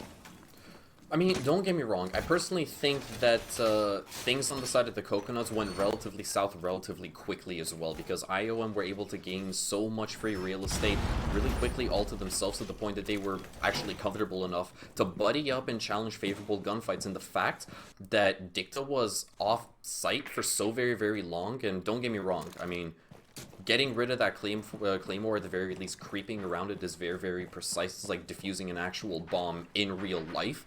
And she was able to accomplish that perfectly, but for the entire duration that was happening, which was roughly 30 to 40 seconds, she was out of the action entirely. That technically meant that IOM had an effective 4v2 scenario on the bomb site to deal with for a massive chunk of time. I want to continue diving into that previous round, but Orca is going to rudely interrupt me, picks up DJ, and gets away by the skin of her teeth as well, being left on a slither of HP. That's just so inconsiderate from Orca. Doesn't she respect our job as casters? Oh my god. Oh, well, there's absolutely no respect coming through from Angelix. With the lifeline kill of all things. And Orca at least can see the funny side of that one. Yeah, indeed she can. I mean, she's got a great sense of humor. Can definitely appreciate that. She's in tears apparently, according to all chat as well. And you know what? I would be too if I were in your shoes. Yeah, that's a good comedy moment from everyone there. That was a cheeky opening frag though. We didn't dive into it, but the Ella jumping out with the pistol, taking out the ace of all operators. That's a huge pick. Stunts really the hard breach utility on the side of Imperium of Mandem massively, and Maverick can do most of the job that you need, but it costs for this time. Side, but it really does cost time, and the angles that you open up towards E-Box, especially with an ace, are absolutely crucial for the push. So they're going to make sure that they leverage as much control from this hatch position as possible, and pushing down Blue Says to force out that Pillars player, because really they can linger in E-Box for as long as they want and or around it. The Dob will find King Cairo in Pillars, and that is a crucial kill given the lack of hard breach. So Dumfries needs to fall back at some point and reinforce that wall, because they know they've picked off the ace. They want to play for the sort of turtle strategy. I was thinking as to whether or not Lucky Goods would have actually wanted to assert his position over by the pillar, ensuring that Coconuts would have at least held on to that portion of the map for just a tad bit longer, but he's actually rethought out that entire strategy, currently holding on to E-Box and Highway for when the push does eventually come on in. And look at that, they've also given up control of Elbow, or at the very least Dumfries is trying to force IOM to thinking so. He's going to continue to hold on, battles things out with Angelix, and wins out that gunfight. Not sure how he managed. He was at the mercy of the SMG-11's recoil, but somehow managed to make it work. Lucky's going to join in on the fun, shutting down Rose as well. And they've been able to turn the tide of this entire round. Now Coconuts, they're in the driver's seat, but so many players have been softened up, and so is the Dob. He'll go down to an EED, and now it's all down to Scipio. Finds two! Gets the refrag onto Lucky Goods as well, but she he has to go up against the full HP Jaeger, and unfortunately enough for Scipio, can't win that one out. Had no intel to work with. It was all game sense and mechanical skill that they could have relied upon, but Dicta just held down the fort. Dicta again closing out the round with conviction as the Jaeger, and that was a very close one for Coconut Cracked. They had the 3 versus 1 at one point, but damn, Scipio just came alive in the final few moments, finding those two players just overextending ever so slightly. But there's so much to digest about that round in terms of utility, in terms of silly kills coming back and forth. The Capcan coming good, getting that kill onto the Dob at the very end. And if that hadn't happened, then, well, I mean, you saw what Scipio managed to do against 3 defenders alone. Maybe if he had another one by his side, then it would have been an IOM round. Yeah, potentially. And I've got to say that probably the most defining factor of that entire round wasn't necessarily the fact that Orca legitimately lost her life to a lifeline, but the fact that she was able to take out Rose as the initial entry. And obviously, you know, the impact that sort of kill has isn't necessarily visible at first glance, but as the round progresses, it starts to become much more visible. Selma charges, they can instantaneously open up a wall compared to a Suri Torch. And the fact that DJ was relegated to blow torching each and every single necessary hard breach wall / hatch, it basically eats up your clock to the point that you are left with absolutely nothing to work with when the execution does come around. Now, IOM, they've made the sensible choice of actually bringing on the Thermite in lieu of the American, which is something I can definitely stand behind, but whether or not it's actually going to work out in the grand scheme of things, we have yet to see. To the one person, in fact, no, there's no one. Toodles, can you interpret for me what we're seeing in our live chat and the Twitch poll that has gone on beforehand? Because I think this is just rude. Imperium of Mandem apparently have a oh dear. Oh dear. Oh no. Imperium of Mandem apparently have a 100% backing on this Twitch poll. Not a single person thought, hey, Coconut Cracked can win this game. And at the moment they're being proved wrong. A single person has thought that Coconut Cracked can win out this matchup. Yes, okay, a single person has bet a whole 10 channel points, ladies and gentlemen, on Coconut Cracked, and you won't believe the returns on investment. 1 to 1.08 thousand channel points. Coconut Cracked, you are the shining horse that one person has bet upon. Come on and win this race. You'd love to see it, wouldn't you? But at the bad moment, timing IOM for Cairo, though. Yeah, IOM are getting back into the swing of things here with Scipio taking out the Clash, and King Cairo was already on very low HP, but now that Clash will see no more. We have some powerful weaponry left on the defensive side. This Alder, the Carbine, and the SMG in the hands of Capcan all can do really disgusting stuff in the right hands, and Dicta is one of those right hands right now, putting that Carbine to continual good use as she finds the first kill from the defense against Rose. Again, the ace falling down, but with the redundancy here, the use of the Thermite being brought along, it means that harbor breach is not as big a loss. What is a bigger loss, however, are the smokes, because now DJ7 has to plant in the open. Dicta will kill the Dob, but this plant is going down successfully. Dumfries, though, is going to swing wide, doesn't quite find Scipio. The foot level holes aren't there, but Lucky Goods will find the planter in the post, and now with 38 seconds left on the timer, Angelix and Scipio have to hold against 3 defenders swarming. Angelix finds one, but Dicta gets the immediate refrag. Triple kill on the round for the Jaeger once again, just doing wonders. Dumfries and her now in the 2 versus 1. Scipio has to hold. 20 seconds left. Dumfries is going to dive onto that diffuser. There's a lot of hard cover right now between him and the Ash, and Dicta gets the crucial down. Dumfries can stick the defuse. That is basically a kill again to add to Dicta's collection this game. She is absolutely on fire, and Coconut Cracked put a 3rd defensive round on the board. I was starting to get really nervous for the Coconuts because a 2nd defensive round on the board. Sorry. No, a 3rd defensive round on the board. I was right. Dang, you interrupted me. I'm sorry, I thought I was wrong. Misspeak.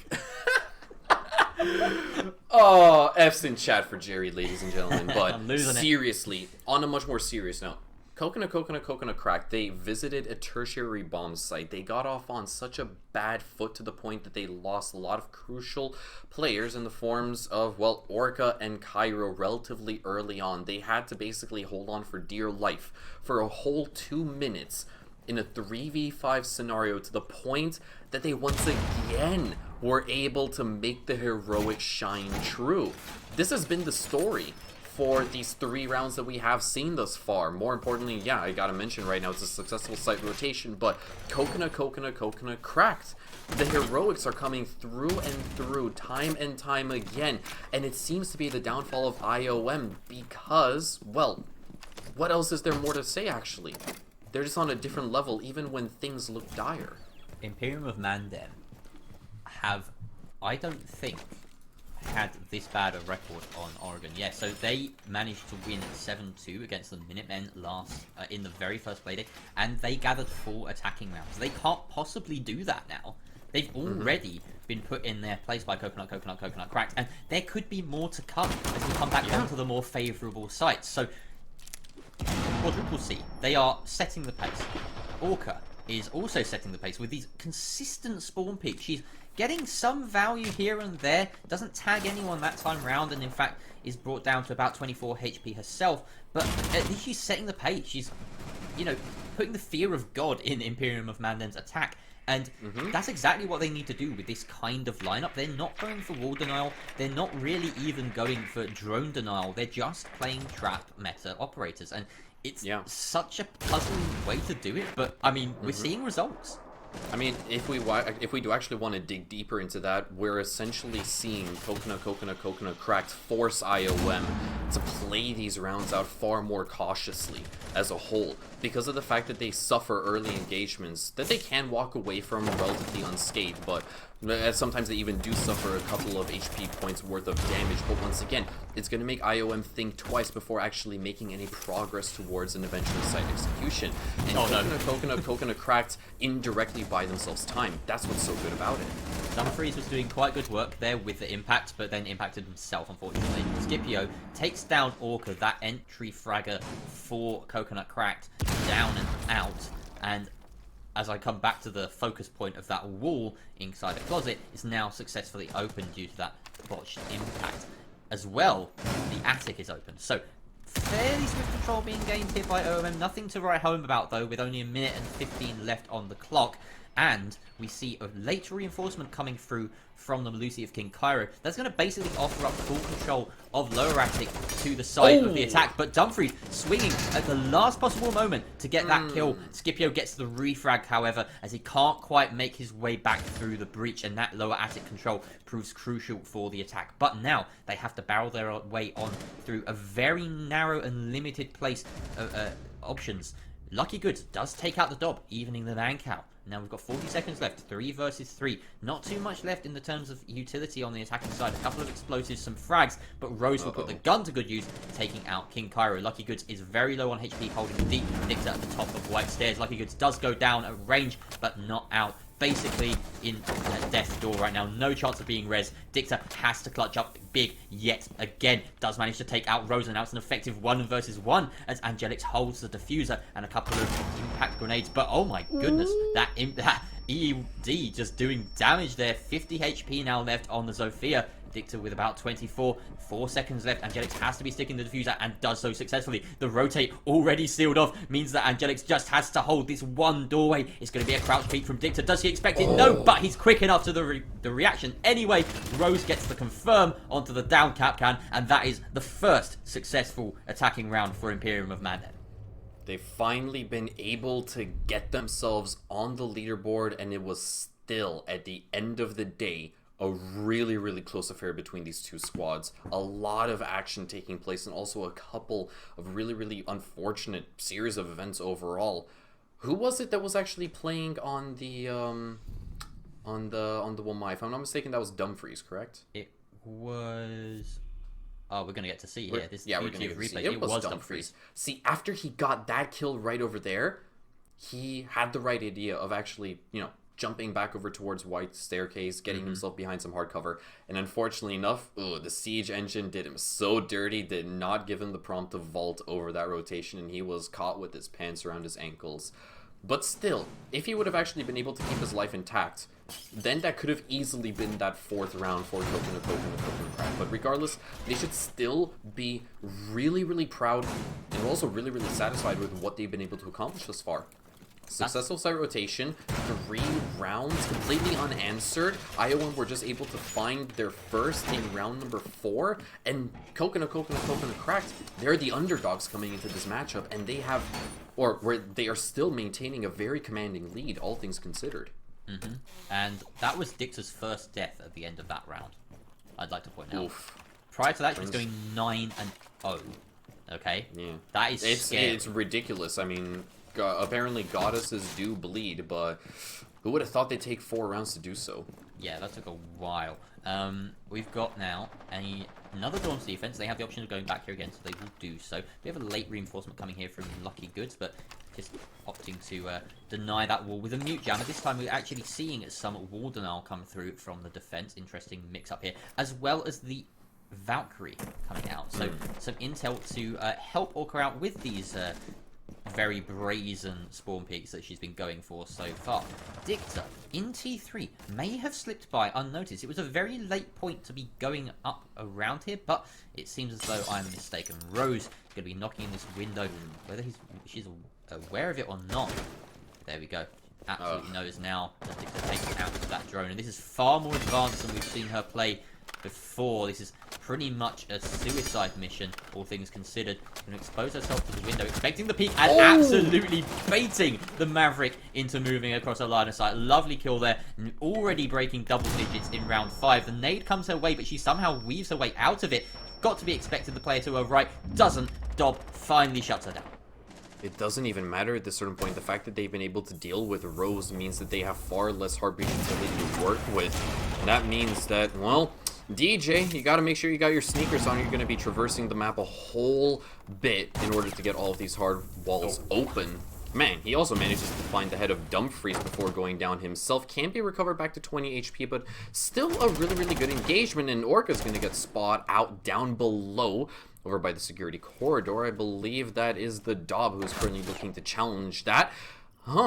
Dawn 6 also in the back pocket, but here comes Angelix to the rescue. Is going to shut down the roaming presence down below, relegating Coconut Cracked to only 2 surviving members. Can they hold on?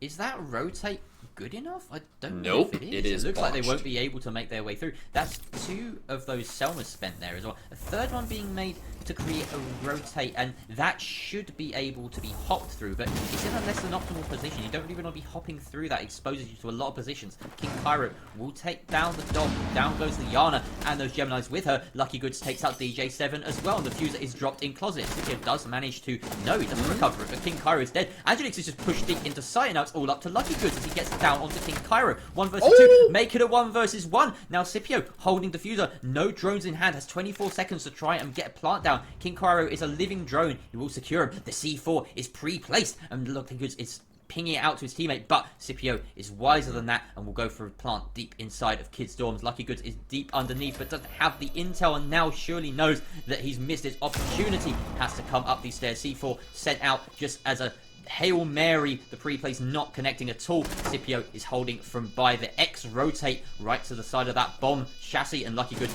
may not be expecting this. Does see the peak, but Scipio doesn't land the shots. The swing comes again and misses once more. The Ash has to do better than this, but finally, third time of asking, Scipio will secure the round. Imperium of Mandem win a second attack onto Kids Dorms. They are beginning to come back into this matchup. Indeed they are, but I wouldn't necessarily say that it's all sunshine and rainbows just yet for IOM. Trust me, Coconut Cracked have been making the lives of Mandem really, really difficult. They're practically a living hell at this certain point. Each and every single one of these last 2 rounds, well, technically these last 2 rounds exclusively, have come down to the wire. We've seen 2 1v1 situations, but unfortunately enough, neither Dicta nor Lucky Goods were able to, well, nail the coffin in those to endeavors. And I really got to feel for Coconut Crack because of the fact they came so dastardly close to winning those 2 rounds. They could have potentially already had their 5th. They could have been facing a flawless defensive half on Oregon right here, but regardless, they've still got tons of fight left in them. And we can see exactly the skill that this actual roster does entail. They're the whole package. They've been able to, well, quite literally just convert 4v2 scenarios into winnable 2v2 tag team battles between these 2 squads. Quadruple C has been putting on an absolutely stellar performance, and we can't rob them of that. They truly have. And, I mean, so many of these rounds have come right down to the wire, as you rightly mentioned, that it's so difficult to call, because performance-wise, I mean, the only person that stands out is Dicta. Sides-wise, it's been fairly even, all things considered. Yeah. And, like, the difference maker in a lot of those rounds that Coconut Cracked have won has been Dicta herself. So, in the rounds that she hasn't made as much of an impact, Imperium of Mandem has sailed, well, I mean, sailed through is maybe putting it a bit nicely. It's been a rough ride for them, certainly choppy waters, but they've made their voyage out of it. And we see Angelics open up the scoring right here for Imperium of Mandem with a crucial down onto Dumfries, but without the intel to secure the kill, it's going to be risky. King Cairo going for the res, and the question is, will the swing come through? No, it will not. King Cairo successful with the res onto the smoke, and that could be super crucial. Yeah, definitely so. I'm really happy because, you know, canonically speaking, Pickle Rick doesn't actually die in the TV series. He's got more fight left in him. Ooh, really aggressive peek coming out from Angelix is going to bear fruit. Shuts down King Cairo in the corner of blue, and simultaneously Orca has just gone down as well. IOM finding 2 kills in quick succession is the perfect way for them to start off this round, and now they're just going to dump all their utility and throwables towards Elbow, forcing Dumfries to seal that off, but he doesn't even get the chance. Oh no, Pickle Rick Smoke has just been smoked himself. That's not canon. But Dicta is going to try to stabilize things ever so slightly. Regains control of Elbow and shuts down DJ. There is still 1 reinforcement left in the pool that she can utilize, but she might not have the chance to do so as her tag teammate Lucky Goods has just been taken down. It's a 1v3 situation, and she takes the head of Angelix clean off her shoulders. And there comes Scipio with the trade to seal the deal. IOM, they're able to answer back with 3 consecutive rounds, and that one was certainly much more convincing. So good from IOM there. That was impressive stuff, especially from the Zephyr at the very start. Look at this from Angelix, if we get the chance to see it. First of all, the down onto the smoke. Then she gets really swifty. Taking out the C4 just before that swing, incredible. We got to see it from the overhead view, and then the pistol kill coming through. In the 2 versus 5, Dicta does incredible to shut it down and actually make it winnable. Look at that. The match rating on Dicta right now, carrying the team immensely. A trade differential of +9, 100% cost, 2.36. Like, the numbers don't do enough justice here. 69% headshot percentage. That's nice. I mean, like, what can you say? Like, it's all just incredible stats from Dicta, but that's not what matters right now. What matters is that Imperium of Mandem have surmounted a 3-0 deficit to give themselves hope as they move on to their defensive half. Yeah, and obviously you were just highlighting Dicta's overall stats and the absolutely stellar performance that she has put on thus far. And, you know, I don't want to take this away from IOM because 3 rounds is 3 rounds. There's no other way to cut it. But I'm going to try to cut it a different way. They narrowly got away with a lot of these rounds because of the fact that Dicta was often, well, more often than not, the last remaining defender that pulled out all the stops to try to take those dubs home for Coconut Cracked. I think if IOM are actually able to properly locate and just pick out Dicta from the herd, get rid of her as soon as possible, then their lives would be made so much easier. But that's the game plan of Coconut Crack to a certain extent, is to keep Dicta alive for as long as possible, because the late round is when she shines the brightest. Well, she's got the perfect operator to do so. Yana is almost never on the front line until it really matters. Everyone else, be it hard breach or entry, has to make that push to the front at some point. But if you want to keep Dicta alive till the very end, you know, it's almost arguably better than the Nomad Lucky Goods is rocking. So A lot of intel, a lot of map control that can be established with these Yana drones and Nomad air jabs in tandem with each other. And with the hard breach being brought through, it's only Dumfries. So Dumfries has a lot of responsibility placed on their shoulders. We need to make sure that they're very selective about what they go for, because with only 2 exothermic charges, that's 1 hatch and 1 wall. Looks like the first hatch is going to be E-box. That's about the most sensible one you can go for. Yeah. Where is that second one going to go? I expect, presumably, to go down inside of blue to get that angle towards Freezer, but there's absolutely no pressure going through from blue at this moment in time. Indeed, and even if they actually are able to get rid of those bandit batteries, they would actually need somebody inside of the bomb site to physically do it themselves, or potentially have Dick to toss out a couple of frag grenades. Scipio is going to now be kissing the dirt, first to fall on the side of IOM, which is a really great entry, all things considered, on the side of CCCC. But I believe they got a different game plan in mind. They're quite heavily stacked over towards the southern side of the bomb site, not necessarily looking to take control of blue, but rather Freezer and Laundry by the looks of things. And this is something that IOM might not be prepped for. This is a cheeky position from the Dob, but it's slightly known, and the cutoff from Orca is going to disable that spot. So now Dixer and Orca have forced her back into the long Freezer hallway. Orca will take out Rose at range. That's getting rid of the smoke with 50 seconds left. A huge bit of value there of the attack, and it looks like they're taking the game in their stride now. Coconut cracked. Angelix takes a lot of damage from that Goyo shield, takes a bit of damage as well from Kinkaro, but sets him down. Orca with the response though onto DJ7 keeps the man count in favor of the attackers, and then summons Dick to find the Dob. Angelix now with only 10 HP to spare. Diffuser going down, lots of pressure coming through. His location known. Player in pillows just has to peek at the right time. The air jab is being lined up. He knows that the Nomad is there, but Lucky Goods just holds the angle instead, switching off the air jab itself and finding that secure. A lovely push right there, all things considered, from Coconut cracked. With 4 men left standing, that was pretty dominant. It really was. And as I said throughout the round, I had a sneaking suspicion that IOM may have not been ready for that kind of take through Freezer as well as through Laundry. But at the end of the day, they kind of shot themselves in the foot. They may have gotten a bit too greedy with the engagements that they were choosing to challenge. I mean, for example, Rose. You know that as a smoke, at the back of your head, there's always going to be a little voice telling you that you have got to stay alive for as long as possible because, well, I'm no mathematician, but the impact that you can have exponentially grows with how long you're able to keep your life intact as a smoke specifically. Wide swinging onto Laundry Staircase and having Orca at the other end of your gun barrel is a really tough sight to see. And when you're actually staring at that death screen after HP drains to 0, it's even worse. You're going to be kicking yourself after that. And IOM, I'm still sold on the fact that they weren't prepped and ready for that kind of an execution, or as a matter of fact, that kind of push that Quadruple C actually employed. We saw that even after they claimed control of Laundry, Freezer, and felt comfortable enough to push themselves into the bomb site, they had a couple of extra lingering attackers that were actually pinching the bomb site from that northern side as well, taking control of Pillar and basically just janitoring their way through, cleaning up the rest of the defense to the point that Angelix was the last player inside of Blue Bunker. It was a really well thought out push coming out from Quadruple C. Even though it might have been all over the place, it was still well. We gotta credit them for that.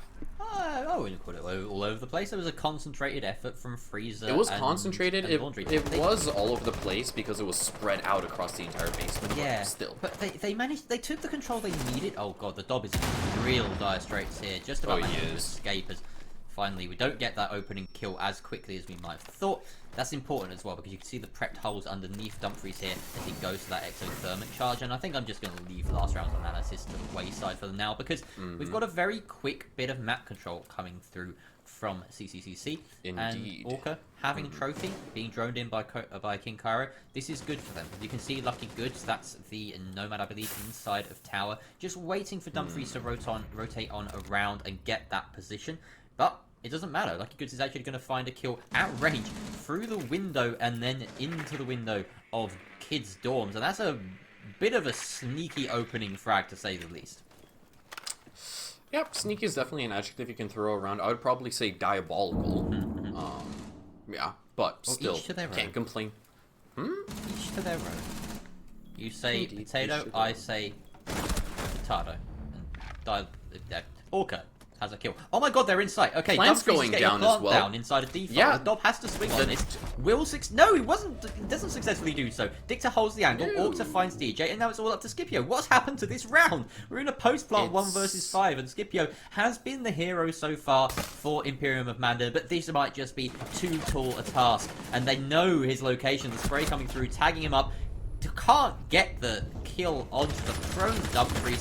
A flawless round from Coconut Cracked coming out of nowhere. Oh, the hip fire as well. Oh, that is rough, and that is just rude. Yep. But I'm trying to piece together exactly what the hell happened in that round, because let's take a look at things relatively logically, right? What exactly did Quadruple C do? They basically played it. They just played it by the book. They opened up your standard breaches over by Attic, or I'm not even exactly sure if they touched Attic to begin with. What happened with Attic was there was one player inside of it, but someone was just allowed to walk into dorms and through the door and peek them, and then once you've done that, you don't need Attic open. You've got control of Attic already, and I mean, yeah, you do, technically. I don't understand how he was allowed to walk through. That was a real gap in the armor from Imperium of Manda, and they have to shore that up for next time. It is so strange. Like, we'll have to probably, go through the VOD once again to pick out exactly what went wrong. But there certainly was, as you said, a gap somewhere. And Coconut Cracked, regardless as to whether or not they actually realized it, they went for it. As you saw, they brute forced their way into the bomb site, and then just decided, or at the very least Dumfries, being your OBJ player, he decided to just hold F next to the foosball table, and boom, clock's been reset to 40 seconds. How about that? And just like that, IOM didn't even know what to hit them.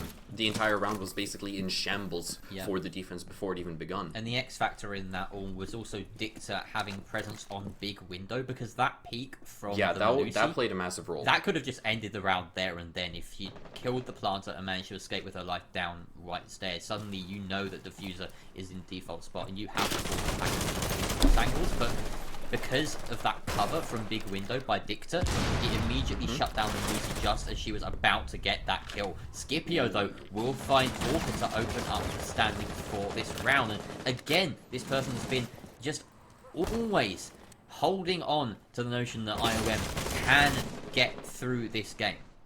Indeed they can, and Scipio decided to actually give Orca a taste of her own medicine as well.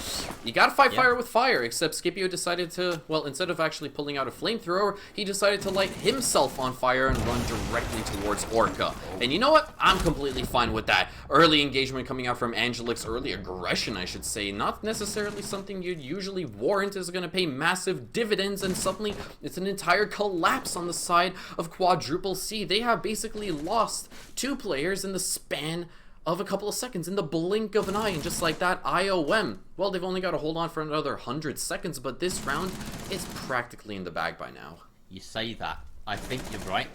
However, we do have a 2 versus 5, and look at the 2 that are up on the side of Coconut Cracked. We've got the strongest fraggers of the lot. As I say that, the strongest one goes down. Angelix will eat that up all day long. Rose finds the last onto Lucky Goods. And Imperium of Mandem, they got flawless a couple of rounds ago. Well, they're going to deal one right back in the direction of Triple C Cracked. And they find themselves yet another round. 5 for the scoreline. Well, tit for tat. You'll love to see it. Flawless round answered with one of their on the side of IOM, and that is, believe it or not, their first defensive victory in the second half thus far. And now, obviously, this particular play right over here, it's something that we have seen quite often, but at the exact same time, you gotta have the cojones to actually pull it off. It's something that can backfire extraordinarily badly, just simply wide swinging onto an open breach like that. It was a gamble from both players, right? Dumfries stayed in that corner knowing that he's basically trapped if anyone's holding the angle. And at the same time, the swing from the Jaeger, also high risk, especially dropping down from the table like that. That's a massive sound cue for the Thermite to basically pre-fire that position. And I believe he did, but it just didn't come out as successfully as he'd hoped. And that carbine, well, it can tear through players whether you're landing headshots or not. It's pretty high damage. It's due a nerf soon, interestingly enough. So, might not be the gun reign supreme on defense for quite as long. It's losing a bit of damage, losing even some ammo capacity per mag. So, Jaeger's Wait, which weapon exactly I missed out? Yeah, these are on the patch notes. The 416C. Yeah, the 416C is losing some mag Really? capacity. Yeah, it's going down to 25 bullets. Same with the C7E on Jackal. So some of the really powerful weapons on both sides, attack and defense, are losing bullets, which I think is a great move for them. I think it's going to force these players that are very accustomed to playing with Jaeger and very accustomed to being able to take lots of multiple gunfights time after time to really be a bit more considerate. And I'm all for it. Yeah, I'm all for it. Personally, I've always been, like, I've never been a massive proponent of reducing magazine size. Like, Blackbeard and the Pepperoni on Mozzie as well as Aruni with only 20 in the mag and 1 in the chamber is already really, really low. And 25 is just kind of an awkward number. Only the FAMAS ever really had that enhanced twitch. And DJ, well, he's going to make sure that each and every single bullet counts. One to the head of King Cairo, and just like that, they've lost out on their Zofia, who's currently rocking 6 assists and 9 kills, or 9 deaths, I should say, which is pretty nice. Scipio's gonna clap back, and so is Angelix, and just like that, they're shutting down the pressure inside of Blue Bunker as it's trying to be exerted. Wow. Well, Coconut Crack were soon relegated to just a single player, and Dicta can't pull out all the stops, despite the fact that she's got roughly 15 or 16 kills to her name. That was rough for CCCC, but more importantly so, IOM, they have tied up the scoreline in a neat little bow, 5 rounds apiece. That was a quick one. That was super fast from Coconut, from IOM on defense. Yeah. And I'm a bit worried now because that was near flawless. They only lost 1 player in the whole of that IOM, so it does spell to me that Coconut Cracked might be losing steam a little bit. I mean, you can certainly give some credit to Imperium of Mandem. They're winning their fights. They're taking them much more aggressively now, it's worth noting, than they were in the first couple of defensive rounds. And now, having to head to their tertiary site of dining and kitchen, will we see the same level of success here? This is going to be a huge round, because honestly, if they win here, they could take the whole damn thing. They're going to go back up to dorms afterwards. So yeah, they definitely could. And things on the side of IOM have basically just been getting better and better and better. And that particular round, that last round that we just saw in the basement defense, it basically seemed as if they were trying to speed run Rainbow Six Siege any percent in the no glitch category. They were taking gunfights left, right, and center to the point that we hadn't even seen like a full 50 seconds of action. It was absolutely ridiculous. But now, the tertiary bomb site, it's a bit of a different story. Now, when Quadruple C did visit this exact same bomb site, they found themselves in a 3v4 situation, converting it into a, if I'm not mistaken, a 2v1, which they were then able to close on out. Now, obviously, IOM, they want to see success here, but as to whether or not they can pull it out is going to be a really, really difficult question to answer. Obviously, Coconut Crack might not have that much fuel left in the tank, but they gotta have just a smidgen of it spared for this particular round. Otherwise, as you said, they run the risk of losing this entire best-of-1 series in the next 2 rounds. So a bit of a late setup coming here from IOM, but it's a good setup nonetheless. They certainly know what they're doing with their least favoured site.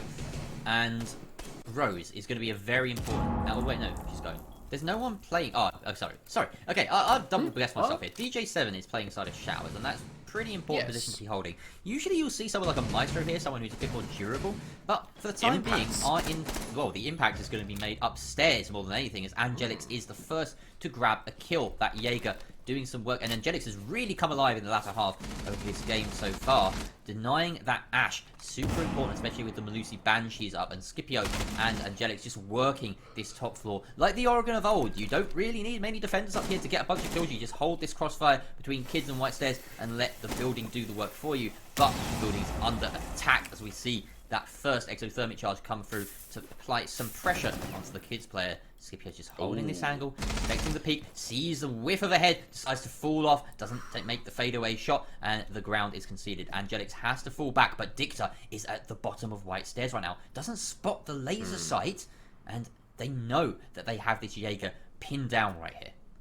Not exactly sure if you actually caught that. I just want to point this out. I believe it was actually I think it was actually the Dob who tossed out a C4 through the hatch over by Kids towards Attic, and it was shot out by Dumfries. Great reactions, all things considered. That was a really, really nice play, even though that C4 would have been completely impactless. Angelex is going on the aggressive, wants to take the fight directly to Coconut. What? Coconut. Whoa! Hello! Wait, was that double? That's absolutely illegal! That was a double! He got 2 That was... in the collat, and now Dixter's in a 1 versus 3. Can't win it out. Scipio takes him down. Angelix is about as confused as we are about that. Was that a double headshot through the wall?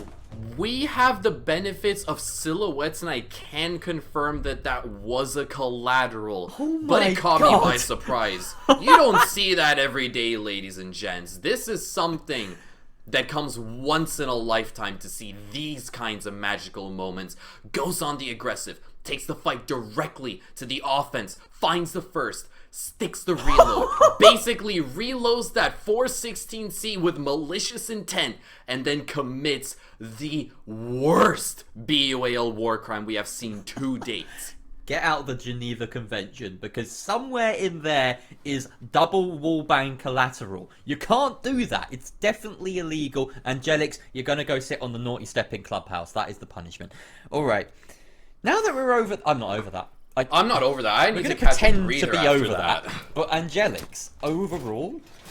Whoa, where's this come from? I mean, we've known that Angelix is capable of bringing the heat, performing week in, week out, but was having a bit of a quiet start to things, and then bam, just lit up. A little bit of luck going his way, we'll give him that, but still, you miss every shot you don't take. And True. right now, Imperial Madam, they've turned this around. They were 3-0 down at one point, now they're sitting on match point. But it is a close one still. There is no daylight between these sides. 6-5 currently, and Imperial Madam, they've at least managed to secure themselves a point on the Playday, but they want all 3. This round means a lot to both sides. If we go to overtime, then the most you can get out of this is 2. Indeed, indeed, and obviously IOM, they really want to overtake their opposition. They want to get themselves ahead of the Princesses, ahead of Team Triton, and now Lockdown Ludens, who had just overtaken them in our previous series this evening. This next round, this very last round of regulation, means so much to IOM, but Quadruple C, oh man, what are they toying with?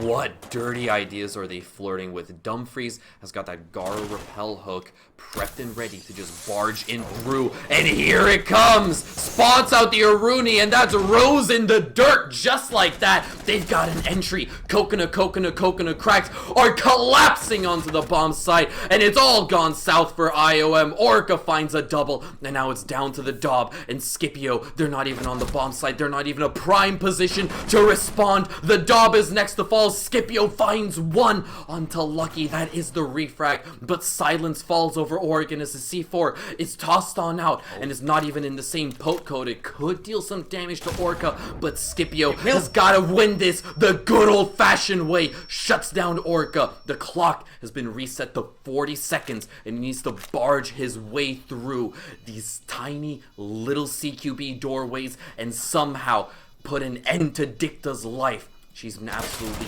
popping off, and she's certainly gonna do it once more! There goes Scipio! Dicta, you have secured overtime! What a round. Scipio versus Dicta. You couldn't ask for a more tense and deserving final round to regulation, and it is Coconut cracked that continue their way on in this game. No 3 points for either side, but my oh my, what a classic we have here. This take, so clean.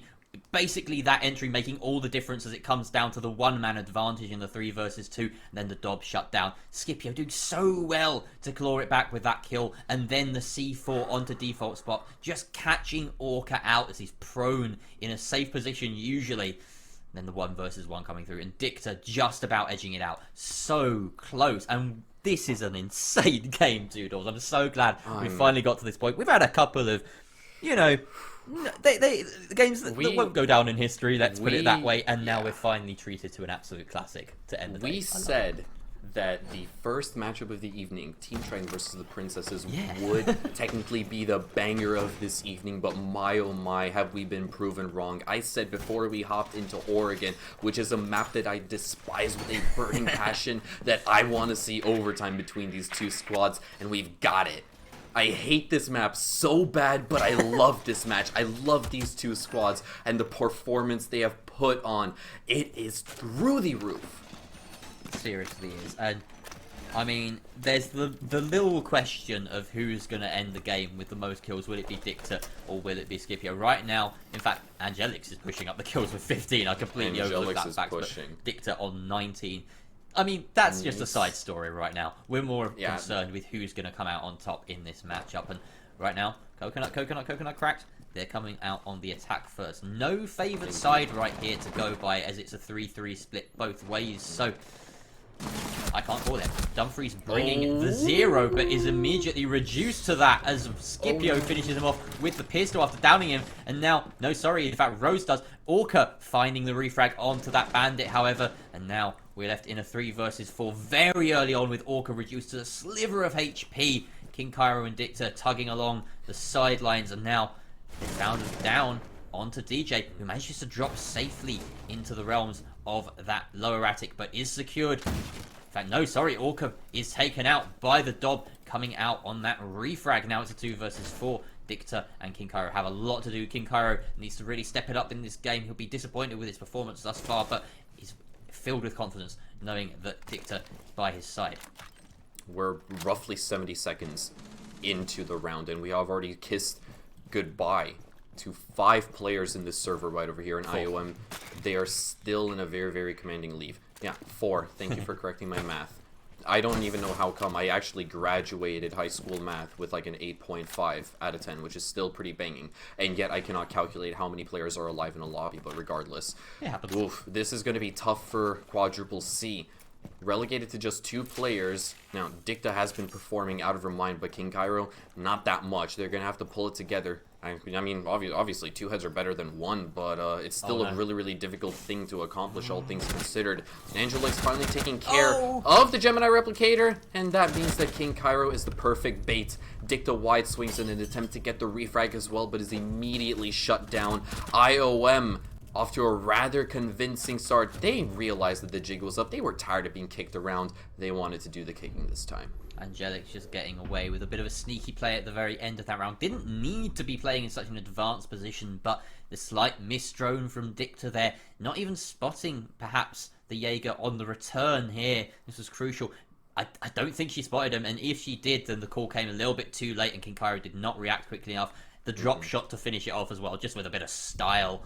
And now, Coconut Crack need to win 2 in a row to get something, or get 2 points out of this Playday. Imperium of Mandem on the precipice of victory, and we're seeing a familiar sight now with Coconut Cracked back on this full trap meta lineup.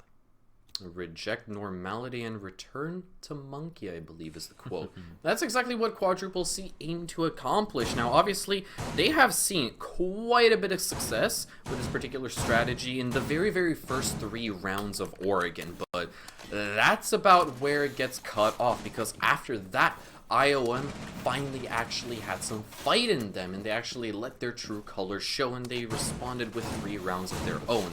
Now, don't get me wrong. The odds of Quadruple C taking this round to themselves and pushing us all the way to round number 15 are extraordinarily high, but seeing as morale, mentality, and momentum are all considerably low after the beating they took in that last round, I don't know if they have it in them to take us to round 15.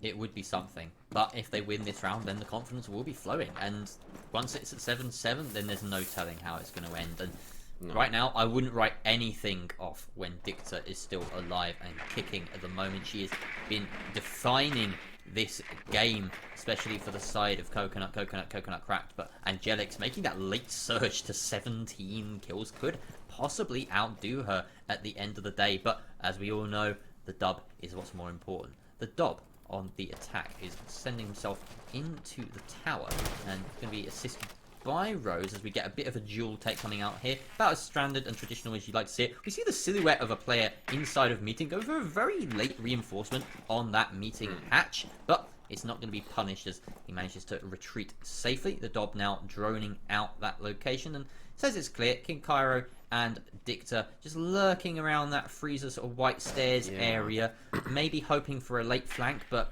they need to strike soon. I was really curious as the decision that King Cairo actually made to continue to, well, linger around the top floor as Orca finds the Dob with the Scorpion, and there comes a Rose, shuts down the roaming presence that is the Melusian. Angelix gets a lovely little, well, angle onto Orca as well, and that is Pillar Presence now completely dealt with on the side of Quadruple C. IOM, they have an opening to work with. They can flood the bomb site. But there is still one headache that they haven't dealt with, and that is Dicta. On the top floor, as Lucky Goods is able to shut down Scipio, Dicta is just waiting for the right moment to pounce. Rose now anting their way up towards Highway, maybe in for a rude awakening as they expose part of their back to Lucky Goods, but they continue to fight on for another day, taking a boatload of damage as well. Dumfries has now also been forced to evacuate, seals up Elbow as well, but here comes Dicta, spots out Rose, and that's the kill that they needed. Man advantage now sits with Quadruple C. And this is difficult. DJ7 does have Hard Breach in pocket, but if they don't use it, then they're walking into a direct crossfire between Dicta on the tower stairs and Lucky Goods and Dumfries holding sight. It does look like perhaps Dicta has made her way back. I'm not entirely sure with these silhouettes. No, it's difficult to tell. But no, she is still sitting on tower, so that is a crucial position. With 30 seconds left, DJ7 has to open up this site to give them an opening into the rest of the round. 2 versus 3 it may be, but it's still a mountain to climb for the attack. Angelix, 18 kills, probably expected to do most of the heavy lifting, but DJ7 will want to be a part of it. Angelix does find Dicta, and that's a massive kill in the grand scheme. A second one onto Lucky Goods. Angelix going huge, and a third! Outdoing Dicta on kills and shutting down Coconut Crack. Imperium of Mandem with a massive 3k from Angelix at the very end. Take this in overtime, 8-6. If you want to pull the rug out straight from the bottom of your opponent's feet, you are gonna wait until the last bloody moment to do so. Angelix is an absolute machine. 3 kills. Man disadvantage on the side of IOM. And just like that, we saw a whole different player. Inhumane reflexes and game sense. And just like that, bop, bop, bop. Headshot. Done. That was something That else. was spicy. That was really something good. else. What a game to end on, my god. And at the very end of it as well, Angelix sitting on 21 kills, just above Dicta on 20 herself. 2 players breaking the 20 mark in a single game. You don't get to see that every day. And some of those rounds that they clutched out, which of course you gotta clutch out big in those situations to get that kind of kill count, were insane. Dicta, especially at the very start, just set the server ablaze. I think after 4 rounds, she was on like 10-1, and Angelix just kept on racking up those kills right to the end. That wallbang double collat will live on in my memory forever. I don't think I've ever seen anything quite as ridiculous as that. No. And then the big 3k in the 2 versus 3 to see that out. Like, you could not ask for a more dramatic ending than that. No, you certainly could. I mean, this totally blows out your favorite season of Game of Thrones straight out of the water, or whatever dramas you might actually binge. This has been a roller coaster of a matchup. We saw throughout the actual, regular 12 rounds, it was clean, or at least to a certain extent, it was clean. It was very evenly paced between these two sides. Both splits, they were 3-3 score lines. To a certain extent, we really couldn't tell these two squads apart, but come round number 13 and you hear the war drums start going off in the background, you know that it's time to take the gloves off. And IOMs, they were quick to the draw. 2 rounds to close it off means 2 points for them. Now, Quadruple C, they do walk away with 1 point, but it's a point that is forever going to live in their hearts because that was still a spectacular matchup through and through. Yep, and that will put Imperium of Mandem cleanly in third position, above Team Triton, who've been really knocked down a few pegs today. The Princesses, Lockdown Lunans, and Imperium of Mandem all just leapfrogging their way to the top 3 spots, and Team Triton, who were top at the start of the day, now rest in 4th. Their throne stolen from them by the Princesses at the very top. So what a day. 3 very different matches. I feel like we ended on the best one for entertainment value alone, and that's exactly how I'd want it. If I was going to plan out the day, that would be the way to do it. So it's been absolutely wonderful. I know I've thrown hella shade at the production team today for no apparent reason, but I do want to give a genuine and sincere thank you to Pete and to Science and Grissom behind the scenes, everyone else that's here as well, Jacob and Santa doing extra work behind today, and I just want to thank you, the Doodles, as well, for joining me. It's been an absolute pleasure to cast with you. I'd like to thank the players as well, but before I let you sign off, have you got anything you'd like to say to everyone? No, I've just got to say that the standard for BUAL matches has really been elevated, especially after that particular last matchup. So, you know what? For each and every single player out there that is competing within BUAL, keep up the good work. You guys are knocking it out of the park. All right, that's going to take us out. Thank you very much for joining us, and we will see you again tomorrow with another couple of matches. But until then, stay safe, have a good evening. Goodbye.